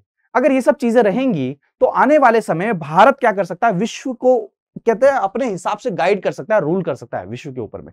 क्योंकि और अदर कंट्रीज को अगर देखा जाए तो बूढ़ी कंट्रीज हो चुकी है। ऑलरेडी मैं बता चुका हूं आपको कि वहां पर जो ऑन एन एवरेज एज है वो बहुत ज्यादा हो चुकी है। और यहां पर भारत के अंदर में ये भारत के लिए सबसे बड़ी खूबी होने वाली है। और इस पे सोने पे सुहागा क्या होने वाला है, विमेन, विमेन प्लस में यंग पॉपुलेशन। अगर सोचिए ये दोनों के दोनों अगर मिल जाए तो हमारी इकोनॉमिक ग्रोथ, जो अभी मान के चलिए हम हाफ से भी हाफ कैपिटल यानी कि हमारा जो वर्क फोर्स है उसके बेसिस पे काम कर रहे हैं, तब हमारी 8 और 9 पे इकोनॉमिक ग्रोथ चल रही है। अगर ये दोनों चीजें सही मायने में एफिशिएंट वे में काम करने लग जाएं, जो वर्किंग एज ग्रुप है 15 से लेकर 64 साल की उम्र के बीच में, अगर वो काम करने लग जाए तो सोचिए कितना ज्यादा हमारी इकोनॉमिक ग्रोथ हो सकती है, कितना ज्यादा प्रोडक्शन हो सकता है, कितनी ज्यादा चीजें सॉल्व हो सकती हैं, कितने ज्यादा इनोवेशन हो सकते हैं। तो आपको सोचिए कितना ज्यादा हमारे यहाँ पर बेनिफिट हो सकता है। तो याद रखिएगा डेमोग्राफिक डिविडेंड क्या है, इकोनॉमिक ग्रोथ पोटेंशियल है बहुत ज्यादा, वर्किंग एज ग्रुप 15 से 64 साल के बीच में, ठीक है दोस्तों। और अगर दूसरी तरफ में देखा जाए तो क्या है, वहां पर नहीं है, दूसरी कंट्रीज के अंदर में नहीं है। और इसको कैसे किया जाएगा, डेमोग्राफिक डिविडेंड्स के अंदर में चैलेंजेस क्या है, ऑलरेडी बताया मैंने कि हाई अनएम्प्लॉयमेंट रेट्स है। सबसे बड़ी बात तो कोविड-19 के बाद में सबसे ज्यादा अनएम्प्लॉयमेंट हो गया। जो छोटे मोटे सेटअप थे, जो छोटे मोटे जहां पर जॉब थी, वो क्या हो गई, बंद हो गई। अब जब जॉब ही नहीं है तो आप कैसे, ये क्या है, जो आपके जो यंग लोग हैं ये कैसे क्या करेंगे, कंट्रीब्यूट करेंगे, नहीं कर पाएंगे, डिमांड नहीं करेंगे, डिमांड नहीं करेंगे, इन्वेस्ट नहीं करेंगे, इनकम नहीं है, सारी चीजें ऑलरेडी प्रॉब्लम है। दूसरा क्या है दोस्तों, एजुकेशन सिस्टम। एजुकेशन सिस्टम सबसे बड़ी प्रॉब्लम क्या है कि हमारे यहां पर वोकेशनल ट्रेनिंग, स्किल्स, इसके ऊपर फोकस नहीं किया गया, थ्योरेटिकल चीजों पे ज्यादा फोकस किया गया। और इसलिए भी दोस्तों अब क्या शुरू किया गया, न्यू एजुकेशन पॉलिसी के अंदर में इसको चेंज करने की कोशिश की गई कि हम धीरे धीरे कैसे किस तरफ में शिफ्ट हो, हम vocational training, skill based training, इन सब चीजों की तरफ में, यानी कि मार्केट रेडी कैसे हम आने वाले समय पे वर्कफोर्स को तैयार कर पाए, ये भी बहुत इंपॉर्टेंट है। अब लोगों को पढ़ाई मिले, अब पढ़ाई मिले तो उसके लिए क्या, डिजिटल यूनिवर्सिटी, ऑलरेडी बताया अभी पिछली स्लाइड में, डिजिटल यूनिवर्सिटी का कॉन्सेप्ट लाया गया कि आप किसी भी रीजन में रहे, कहीं पर भी रहे, आपको पढ़ने को मिलेगा। आपको क्या किया गया, एक और क्या, टीवी पे आपने देखा होगा कि सैटेलाइट बेस्ड क्या मिलती है, एजुकेशन मिलती है, उनके रेंज को बढ़ाया गया। ये भी कहा गया कि एक चैनल यानी कि एक क्लास के लिए एक चैनल को डेडिकेट कर दिया जाए कि पढ़ाई में कोई प्रॉब्लम ना आए, स्किल सीखने में कोई प्रॉब्लम ना आए और उसके फिर एप्लीकेशन में कोई प्रॉब्लम ना आए। दोस्तों इंटर्नशिप प्रोवाइड की जाएगी, इंटर्नशिप प्रोवाइड की जाएगी, आपको अलग अलग प्रकार की ट्रेनिंग प्रोवाइड की जाएगी। जैसे दिल्ली गवर्नमेंट में देखिए इंटर्नशिप का प्रोग्राम शुरू है, 8th 9th क्लास के बच्चे इतने इनोवेटिव आइडियाज लेकर आ रहे हैं, मेरी बात हुई 4-5 बच्चों, इतने अच्छे अच्छे इनोवेटिव आइडियाज लेकर आ रहे हैं। तो ये क्या है, आने वाली जनरेशन को क्या करेगा, मोटिवेट करेगा, ठीक है, अपनी जो जियोग्राफिकल जो चीजें हैं उनको करेगा। अब जेंडर एंड कास्ट भी बहुत बड़ा इंपॉर्टेंट रोल प्ले करता है प्रॉब्लम के अंदर में। आपको पता है जेंडर के बारे में बात करें तो वुमेन से कितना ज्यादा डिस्क्रिमिनेशन हो रहा है, वहां पर क्या वुमेन का पार्टिसिपेशन इंक्रीज किया जा सकता है, कैसे किया जा सकता है, ये भी चीज। कास्ट, कुछ सेक्टर्स है जहां पर पर्टिकुलर कास्ट का ही क्या है, रूल है, तो उन सेक्टर्स को कैसे डाइवर्सिफाई किया जाए, कैसे हर किसी के लिए एक्सेसिबल बनाया जाए, इंक्लूसिव बनाया जाए, ये भी एक बहुत बड़ी समस्या है। अगर इस बैरियर से हम नहीं निकल पाएंगे, अगर मान के चलिए, देखिए वैसे 15 से 65 साल की उम्र में 100 लोग हैं, लेकिन अगर उनको कास्ट, जेंडर, इन सब चीजों में डिवाइड कर दोगे रिलीजन के बेसिस पे, तो छोटे छोटे स्मॉल ग्रुप्स हो जाएंगे। और जब वो छोटे छोटे स्मॉल ग्रुप्स हो जाएंगे दोस्तों, तो वो पूरी कंट्री के इकोनॉमिक एडवांसमेंट, डेवलपमेंट में कभी भी कंट्रीब्यूट नहीं कर पाएंगे। तो पूरा फोकस क्या होना चाहिए, जो बैरियर है इसको खत्म करने का। जॉब्स बहुत कम है, क्यों, क्योंकि government job already fiscal consolidation की तरफ गवर्नमेंट जा रही है। दूसरी तरफ प्राइवेट, ऑलरेडी आपको पता है जब कंजम्पशन ही नहीं होगा तो प्राइवेट क्यों उसमें प्ले करेंगे, क्यों उसके अंदर में करेंगे। तो ये भी एक बहुत बड़ी प्रॉब्लम है कि कैसे हम डिविडेंड को यूज कर पाए। तो can budget convert India's demographic dividend into skill dividend, क्योंकि सिर्फ यंग पॉपुलेशन होना ही काम नहीं करेगा। एक रिपोर्ट आती है, बार बार मैं इसका जिक्र करता हूं कि ये कहा गया कि भारत के अंदर में 67 to 70% जो इंजीनियर्स हैं वो नॉन एम्प्लॉयबल हैं, उनके पास में जो नेसेसरी स्किल्स हैं वो अवेलेबल नहीं है। अब दोस्तों जब प्राइवेट सेक्टर में सर्टेनिटी नहीं रहती है तो ये सभी के सभी लोग क्या गवर्नमेंट जॉब के सेक्टर्स की तरफ भी जाने की कोशिश करते हैं। जॉब सिक्योरिटी, थोड़ा सा ओहदा भी, थोड़ा सा वो जलवा भी बनता है, पैसे भी सही आते हैं, वर्क कल्चर भी अलग है, ये सारी चीजें, ये सब जो माइंड सेट है सोसाइटी का, उसके कारण में लोग गवर्नमेंट जॉब की तरफ जाते हैं और वहां पर एफिशिएंट जो उनके 2 to 3 ईयर्स हैं वो उसमें तैयारी में लगा देते हैं। ये भी इकोनॉमिक चीजों को क्या कर रहा है, हिंडर कर रहा है। तो क्या अच्छे ऑल्टरनेटिव हम अवेलेबल करा सकते हैं जिसके कारण में वो उस तरफ भी जा सके, ये भी एक बहुत अच्छी अपॉर्चुनिटी हो सकती है। तो कैसे हम स्किल डिविडेंड की तरफ बने, ये भी बहुत इंपॉर्टेंट है।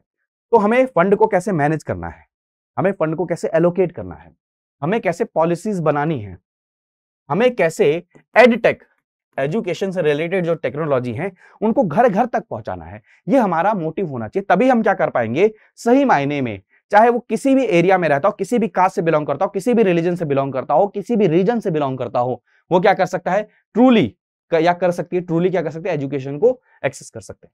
अब आपको क्या करना पड़ेगा, आपको इंफ्रास्ट्रक्चर को भी डेवलप करना पड़ेगा।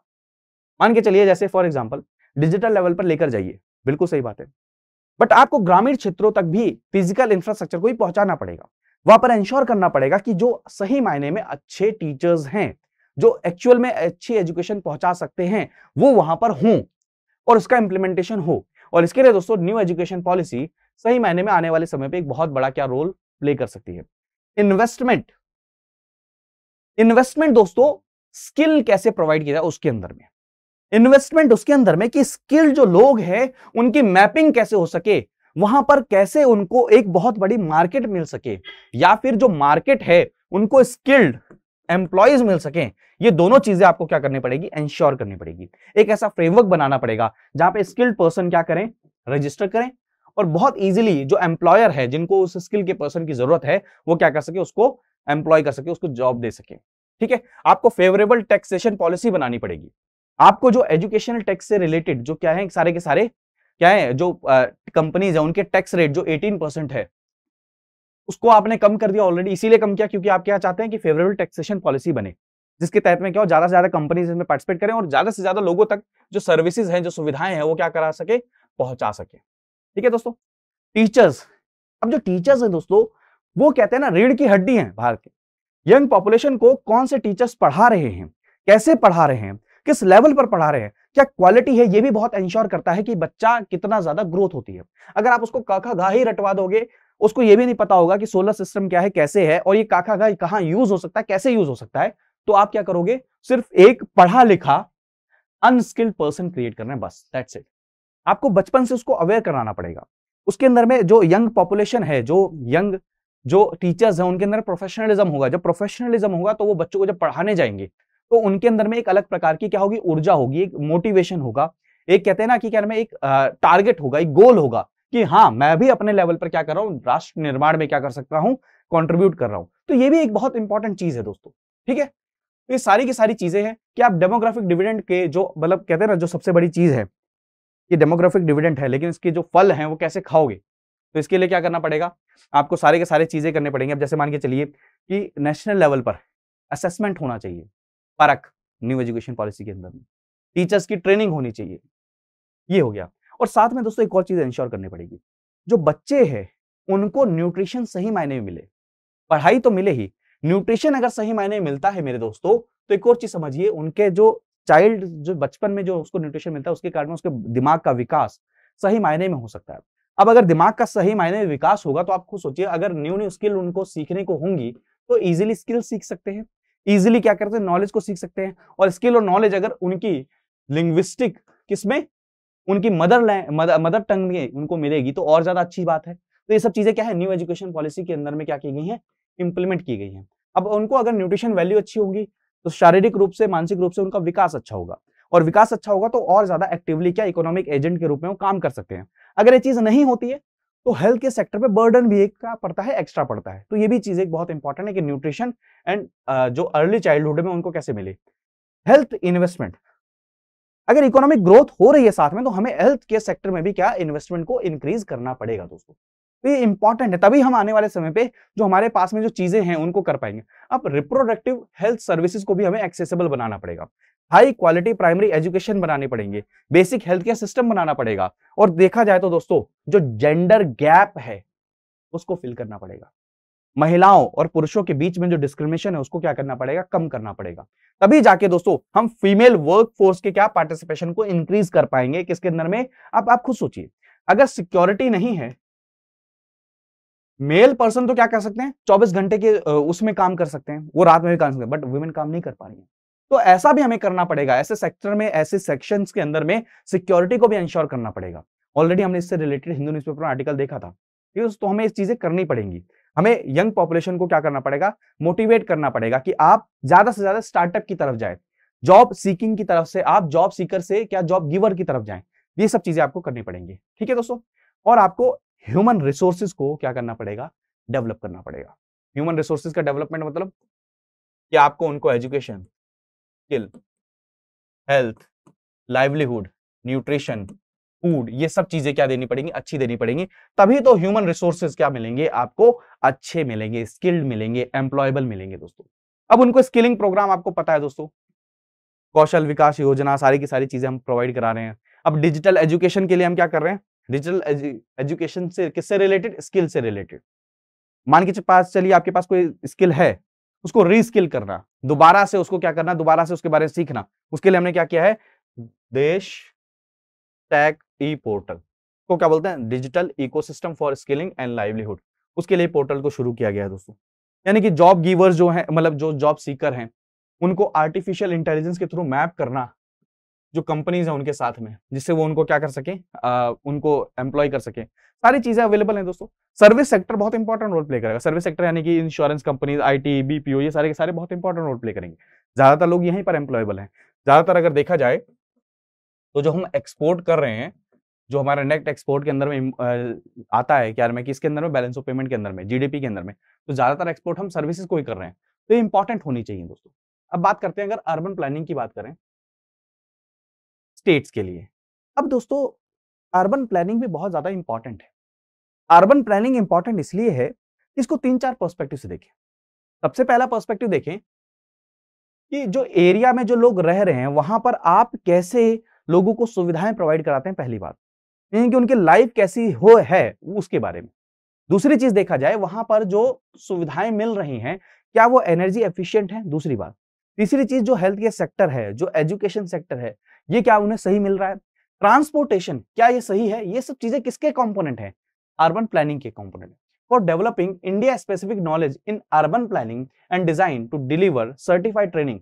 यानी कि देखिए एक और चीज समझिए, कि जो अर्बन प्लानिंग हो रही है, जो डिजाइन कर रहे हैं, जो उसके अंदर आर्किटेक्चर है, वो क्या है, इंडिया से रिलेटेड हो, इंडिया स्पेसिफिक नॉलेज उसके अंदर में हो। उसके लिए भी कैसे प्लानिंग के तहत में कैसे उनको एजुकेशन मिले, कैसे उनको ट्रेनिंग मिले, जो क्या कर सके, आगे जाके इंप्लीमेंट कर सके अर्बन प्लानिंग के अंदर में। ये भी बहुत इंपॉर्टेंट है। प्लीज याद रखिए, अर्बन एरिया बहुत ज्यादा इंपॉर्टेंट। डिजिटल यूनिवर्सिटी की बात कर चुके हैं कि स्टूडेंट्स को एक्सेस मिले ऑल ओवर इंडिया के अंदर में, जहां पर उसको हर प्रकार की एजुकेशन, हर प्रकार की बुक, हर प्रकार की जो वीडियोस है वो अवेलेबल उनके पास में हो जाए दोस्तों। ठीक है, डिजिटल इकोसिस्टम फॉर स्किल, यानी कि स्किल्स सिर्फ और सिर्फ क्लासरूम में जाकर ही नहीं, उनको स्किल्स ऑनलाइन कैसे मिल सके, वहां से सर्टिफिकेशन कैसे मिल सके। ठीक है दोस्तों, उसके लिए हमने क्या किया, देश टेक ई पोर्टल, ये ऑलरेडी बता चुका हूं, डिजिटल इकोसिस्टम फॉर लाइवलीहुड बनाया हमने। देखिए एक और चीज समझिए, ड्रोन। अब ड्रोन देखिए, ड्रोन में स्टार्टअप्स कैसे आए।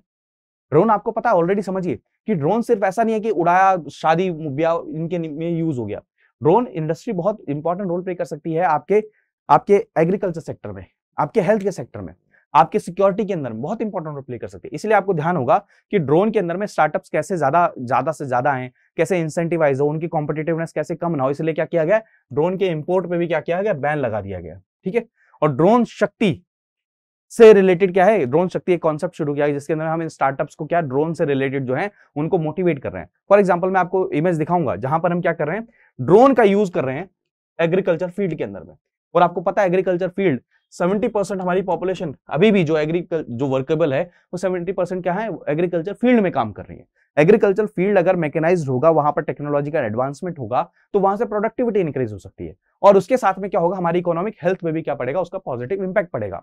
ठीक है, सर्वे कर सकते हैं आप इसके कारण में। ठीक है दोस्तों, तो ये सारी चीजें क्या है। ठीक है, ठीक है दोस्तों, अब यहां पर जिक्र आ गया प्रोडक्शन लिंक इंसेंटिव स्कीम का। ऑलरेडी आपको बता चुका हूं प्रोडक्शन लिंक इंसेंटिव स्कीम क्या है कि एमएसएमई सेक्टर है या कोई भी सेक्टर है, वो भी मान के चलिए 10 साइकिल प्रोड्यूस करते थे। आप ये कह रहे हो भैया ये 14 सेक्टर मैंने आइडेंटिफाई कर लिए, फार्मा हो गया, डिजिटल इलेक्ट्रॉनिक्स हो गया, आपके लॉजिस्टिक हो गया, इन सब सेक्टर्स के अंदर में आप जितना ज्यादा प्रोडक्शन इंक्रीज करोगे उतना हम आपको इंसेंटिव प्रोवाइड करेंगे। यानी कि ये किस लिए है, सेल्फ रिलायंट होने के लिए, आत्मनिर्भर होने के लिए। अभी मान के चलिए हम पीपीई किट पहले कहां से मंगाते थे, चाइना, बाहर से, विदेश से आ रही थी, हमारे भी प्रोडक्शन ही नहीं था, लेकिन हमारे यहां पर इंसेंटिवाइज किया गया, कंपनीज को स्थापित किया गया, एमएसएमई सेक्टर को स्थापित किया गया और हम एक दिन में 1 लाख पीपीई किट्स का प्रोडक्शन करने लग गए। ये चीजें हैं और इसके कारण में क्या होता है, जॉब क्रिएशन होता है दोस्तों। जॉब क्रिएशन सबसे इंपॉर्टेंट चीज है और जॉब क्रिएशन इसी चीजों से हो सकता है कि कैसे प्राइवेट प्लेयर्स, कैसे प्राइवेट एंटिटीज, कैसे गवर्नमेंट स्पेंडिंग करती है, कैसे लोग इन्वेस्ट करते हैं और जितना ज्यादा इन्वेस्टमेंट होगा उतना ज्यादा क्या होगा दोस्तों, जॉब क्रिएशन होगा ऑलरेडी। और जॉब क्रिएशन के साथ क्या होगा, एक्सपोर्ट भी क्या होगा, इंक्रीज होगा। और जितना ज्यादा एक्सपोर्ट इंक्रीज होगा, ऑलरेडी आपको बता चुका हूं सारी चीजें क्या होंगी, वहां से क्या आ जाता है, आपकी इकोनॉमिक एडवांसमेंट, इकोनॉमिक रेटिंग, सारी चीजें। ठीक है दोस्तों, अब एग्रीकल्चर, एग्रीकल्चर को मॉडर्न और प्रॉफिटेबल कैसे बनाया जाए, एग्रीकल्चर को प्रॉफिटेबल कैसे बनाया जाए दोस्तों। तो एग्रीकल्चर के अंदर में फार्मर्स की इनकम को डबल कैसे किया जाए, डलवाई कमेटी, प्लीज याद रखिएगा, फार्मर्स की इनकम को डबल करने के लिए डलवाई कमेटी। अब दोस्तों बजट के अंदर में एग्रीकल्चर से रिलेटेड कई सारे एलोकेशन किए गए, ऑलरेडी पढ़ चुके होंगे, उनमें नहीं करना। फार्मर्स की इनकम को बढ़ाया कैसे जा सकता है, जो इनकी इनपुट कॉस्ट है उसको कम करके, जो उनका इरिगेशन का प्रोजेक्ट है उसको कैसे एफिशिएंट बनाया जाए, कैसे प्रोडक्टिविटी को इंक्रीज किया जाए, कैसे जो रिलायंस है उनका, जो डिपेंडेंस है किसके ऊपर है, फर्टिलाइजर्स के ऊपर में, वो भी धीरे धीरे कम किया जाए। ये और कैसे स्मार्ट खेती की जाए, जैसे डिमांड है, मान के चलिए अभी मार्केट में डिमांड क्या है, ऑर्गेनिक खेती की, ऑर्गेनिक प्रोडक्ट्स की, तो कैसे किसानों को मोटिवेट किया जाए कि आप ऑर्गेनिक खेती करें, कैसे फार्मर्स की इनकम को डाइवर्सिफाई किया जाए।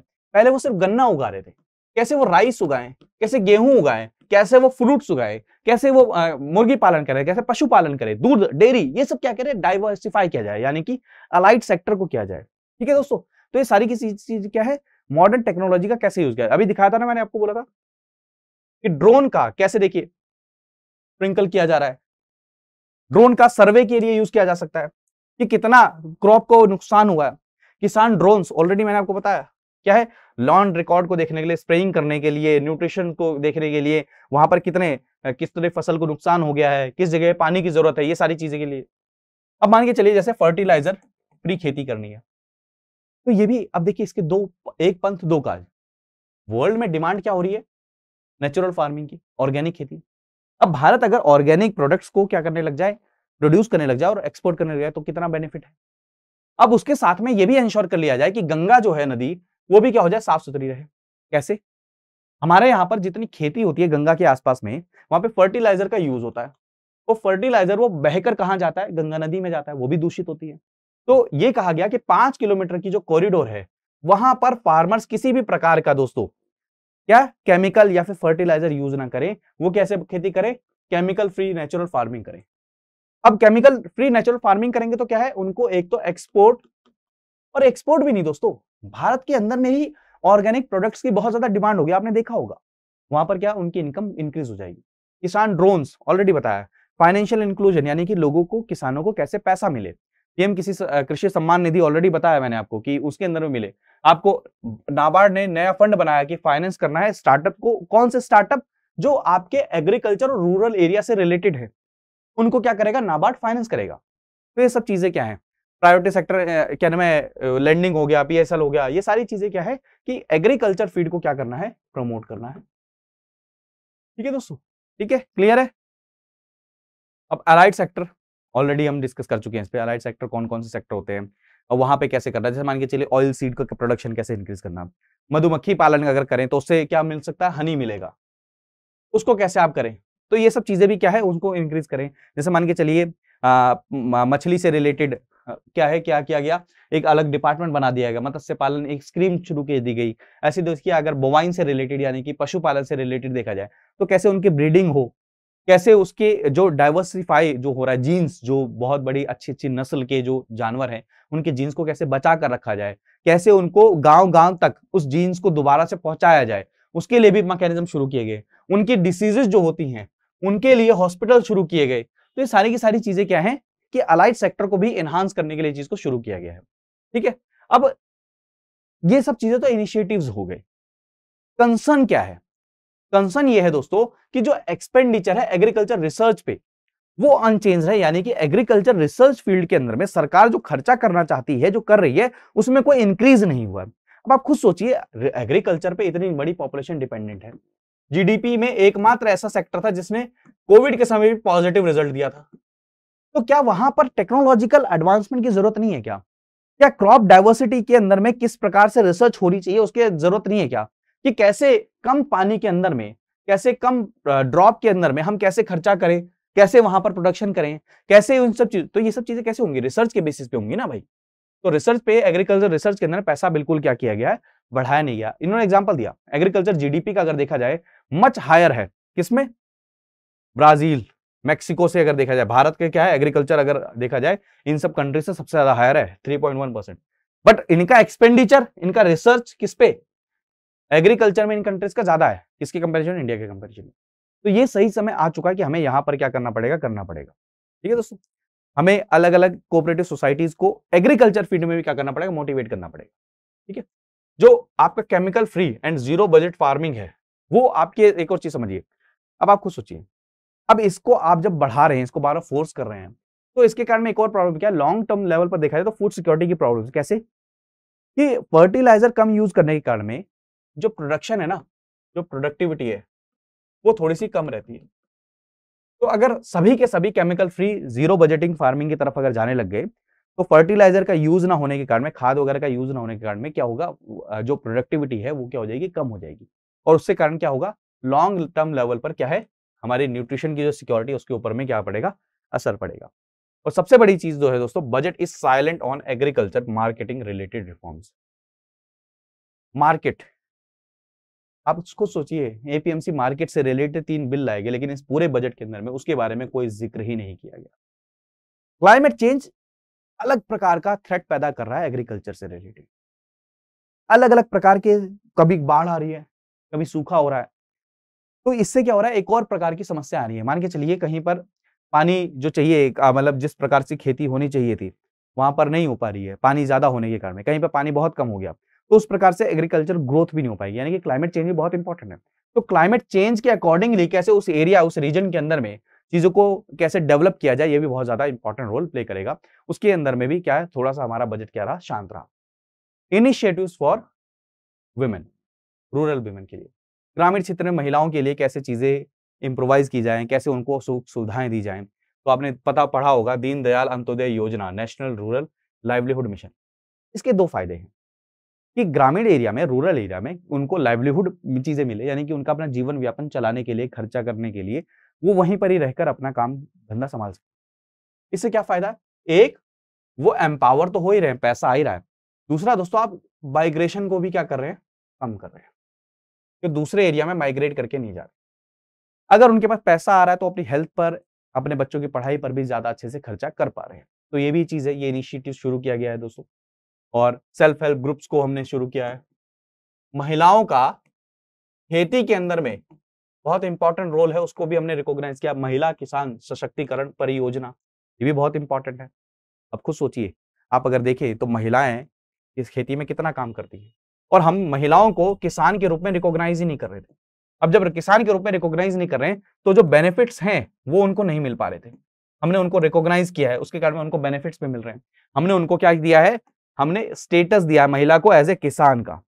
और इसके कारण में क्या हो रहा है दोस्तों, एग्रीकल्चर से रिलेटेड जो जो एडवांसमेंट हो रहे हैं, इकोनॉमिक जो उनको सुविधाएं मिलनी चाहिए वो अब उनको भी मिल रही हैं दोस्तों।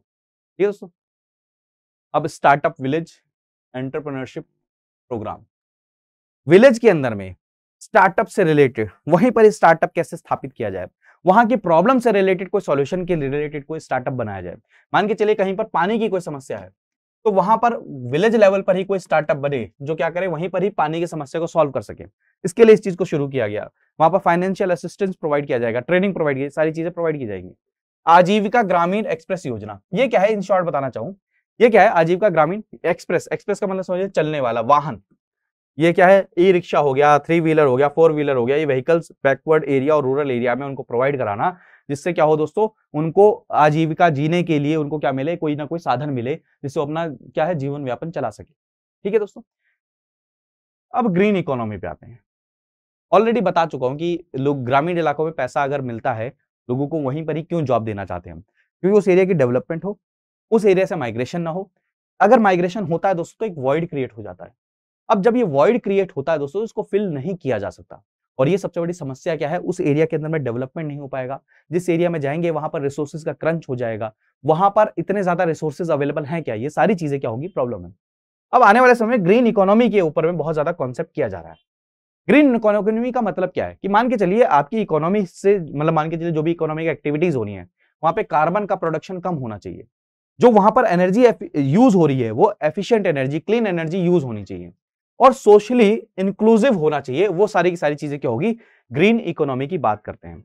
बायोडाइवर्सिटी को लॉस नहीं होना चाहिए। ये नहीं होना चाहिए कि आप मान के चलिए आपको ब्रिज बनाना है, आपको रोड बनाना है, हाईवे बनाना है, तो आप धड़ाधड़ फॉरेस्ट को काटते रहे। आपको ये भी इंश्योर करना पड़ेगा कि इकोसिस्टम की जो सर्विसेज हैं उनको कैसे आप बनाए रखें, वहां के एक्वेटिक इकोसिस्टम को कैसे बनाए रखें, एनवायरमेंट को कैसे चेंज होने से रोके, फॉरेस्ट कवर को कैसे इंक्रीज करें, ये सब चीजें भी आपको क्या करना पड़ेगा, इंश्योर करना पड़ेगा। ठीक है दोस्तों। तो इसके लिए कई सारी चीज हमने शुरू करें कि सोलर कैपेसिटी को हम क्या करें, इंक्रीज करेंगे। प्रोडक्शन लिंक इंसेंटिव के अंदर में हमने क्या किया है, सोलर पैनल को इंक्लूड कर लिया है कि सोलर पैनल जितना ज्यादा कंपनीज क्या करेंगे, प्रोड्यूस करेंगी, उतना ज्यादा क्या होगा, हम उनको इंसेंटिवाइज करेंगे। अब सोलर पैनल अगर प्रोड्यूस होगा तो वो क्या होगा दोस्तों, सोलर पैनल के रूप में हमारे देश में अलग अलग सेटअप के अंदर में यूज किया जा सकता है। तो मैन्युफैक्चरर को तो बेनिफिट है ही, प्लस में क्लीन एनर्जी भी हो रही है दोस्तों, मैन्युफैक्चरिंग। ठीक है दोस्तों। लो कार्बन एमिशन, बायोमास के थ्रू कार्बन का एमिशन हम कम करेंगे। अगर खेती के अंदर में देखा जाए तो हम क्या करेंगे, सस्टेनेबल फार्मिंग की तरफ बढ़ रहे हैं कि कैसे डीजल बेस्ड वो क्या है, पानी के पंप ना चलाए जाए, सोलर बेस्ड पानी के पंप चलाए जाए, कैसे फर्टिलाइजर्स कम यूज हो, ये सारी की सारी चीजें कर रहे हैं। सस्टेनेबल सिटी की तरफ हम बढ़ रहे हैं। सस्टेनेबल सिटी का मतलब क्या, जो शहर बनाए जा रहे हैं, जो ट्रांसपोर्टेशन की चीजें हैं, जो वहां पर बिल्डिंग है, वो कैसे एनवायरमेंट फ्रेंडली हो, कैसे वहां पर चीजें कैसे चले। जैसे मान के चलिए अगर सिटी के अंदर में तो ट्रांसपोर्टेशन में ज्यादा से ज्यादा इलेक्ट्रिक व्हीकल का यूज हो, ट्रांसपोर्टेशन के अंदर में पब्लिक ट्रांसपोर्ट का ज्यादा यूज हो, टाउन प्लानिंग कैसी हो, वहां पर जो बिल्डिंग्स बन रही है वहां पर एनर्जी कम यूज हो, कूलिंग की इतनी ज्यादा जरूरत ना हो, ये सारी चीजें क्या है, इसी से रिलेटेड है दोस्तों। ठीक है। सॉवरेन ग्रीन बॉन्ड हो गया, ये हमने शुरू किया। सॉवरेन ग्रीन बॉन्ड क्या होता है कि इसके अंदर में कंपनी गवर्नमेंट क्या ग्रीन बॉन्ड यूज इशू करती है। ठीक है दोस्तों। ठीक है।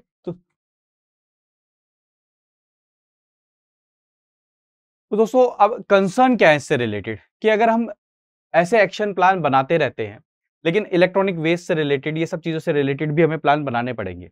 जैसे मान के चलिए सोलर प्लांट की हम बात कर रहे हैं, लेकिन सोलर प्लांट से वेस्ट जो होगा उसका क्या होगा, मान के चलिए जैसे इंडस्ट्रियल वेस्ट होगा उनका क्या होगा। हमें इस लेवल पर भी प्लान बनाना पड़ेगा, तभी हम क्लीन एनर्जी की तरफ, ग्रीन इकोनॉमी की तरफ हम आगे बढ़ सकते हैं दोस्तों। ठीक है दोस्तों। ये करना पड़ेगा हमें सारे के सारे। तो ये सारे के सारे इंपॉर्टेंट आज जो आर्टिकल्स थे वो हमने आपके साथ डिस्कस किए।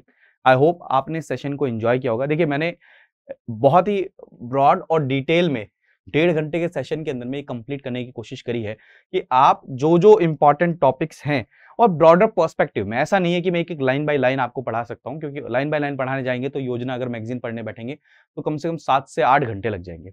मैं आपको कोशिश कर रहा हूं कि एक ब्रॉड आइडिया दे सकूं कि बजट क्या है, बजट से रिलेटेड क्या क्या चीजें हमने शुरू करी हैं। अगर आपने सेशन को एंजॉय किया तो प्लीज लाइक, शेयर और सब्सक्राइब जरूर करिए, कमेंट जरूर करिएगा। आप इंस्टाग्राम पर जुड़ सकते हैं, ट्विटर पर जुड़ सकते हैं, टेलीग्राम पे इसका PDF आपको मिल जाएगा। थैंक यू सो मच दोस्तों, अपना ध्यान रखिए, मन लगा के पढ़ाई करते रहिए। मिलते हैं अगले सेशन में। बाय बाय, टेक केयर दोस्तों, जय हिंद।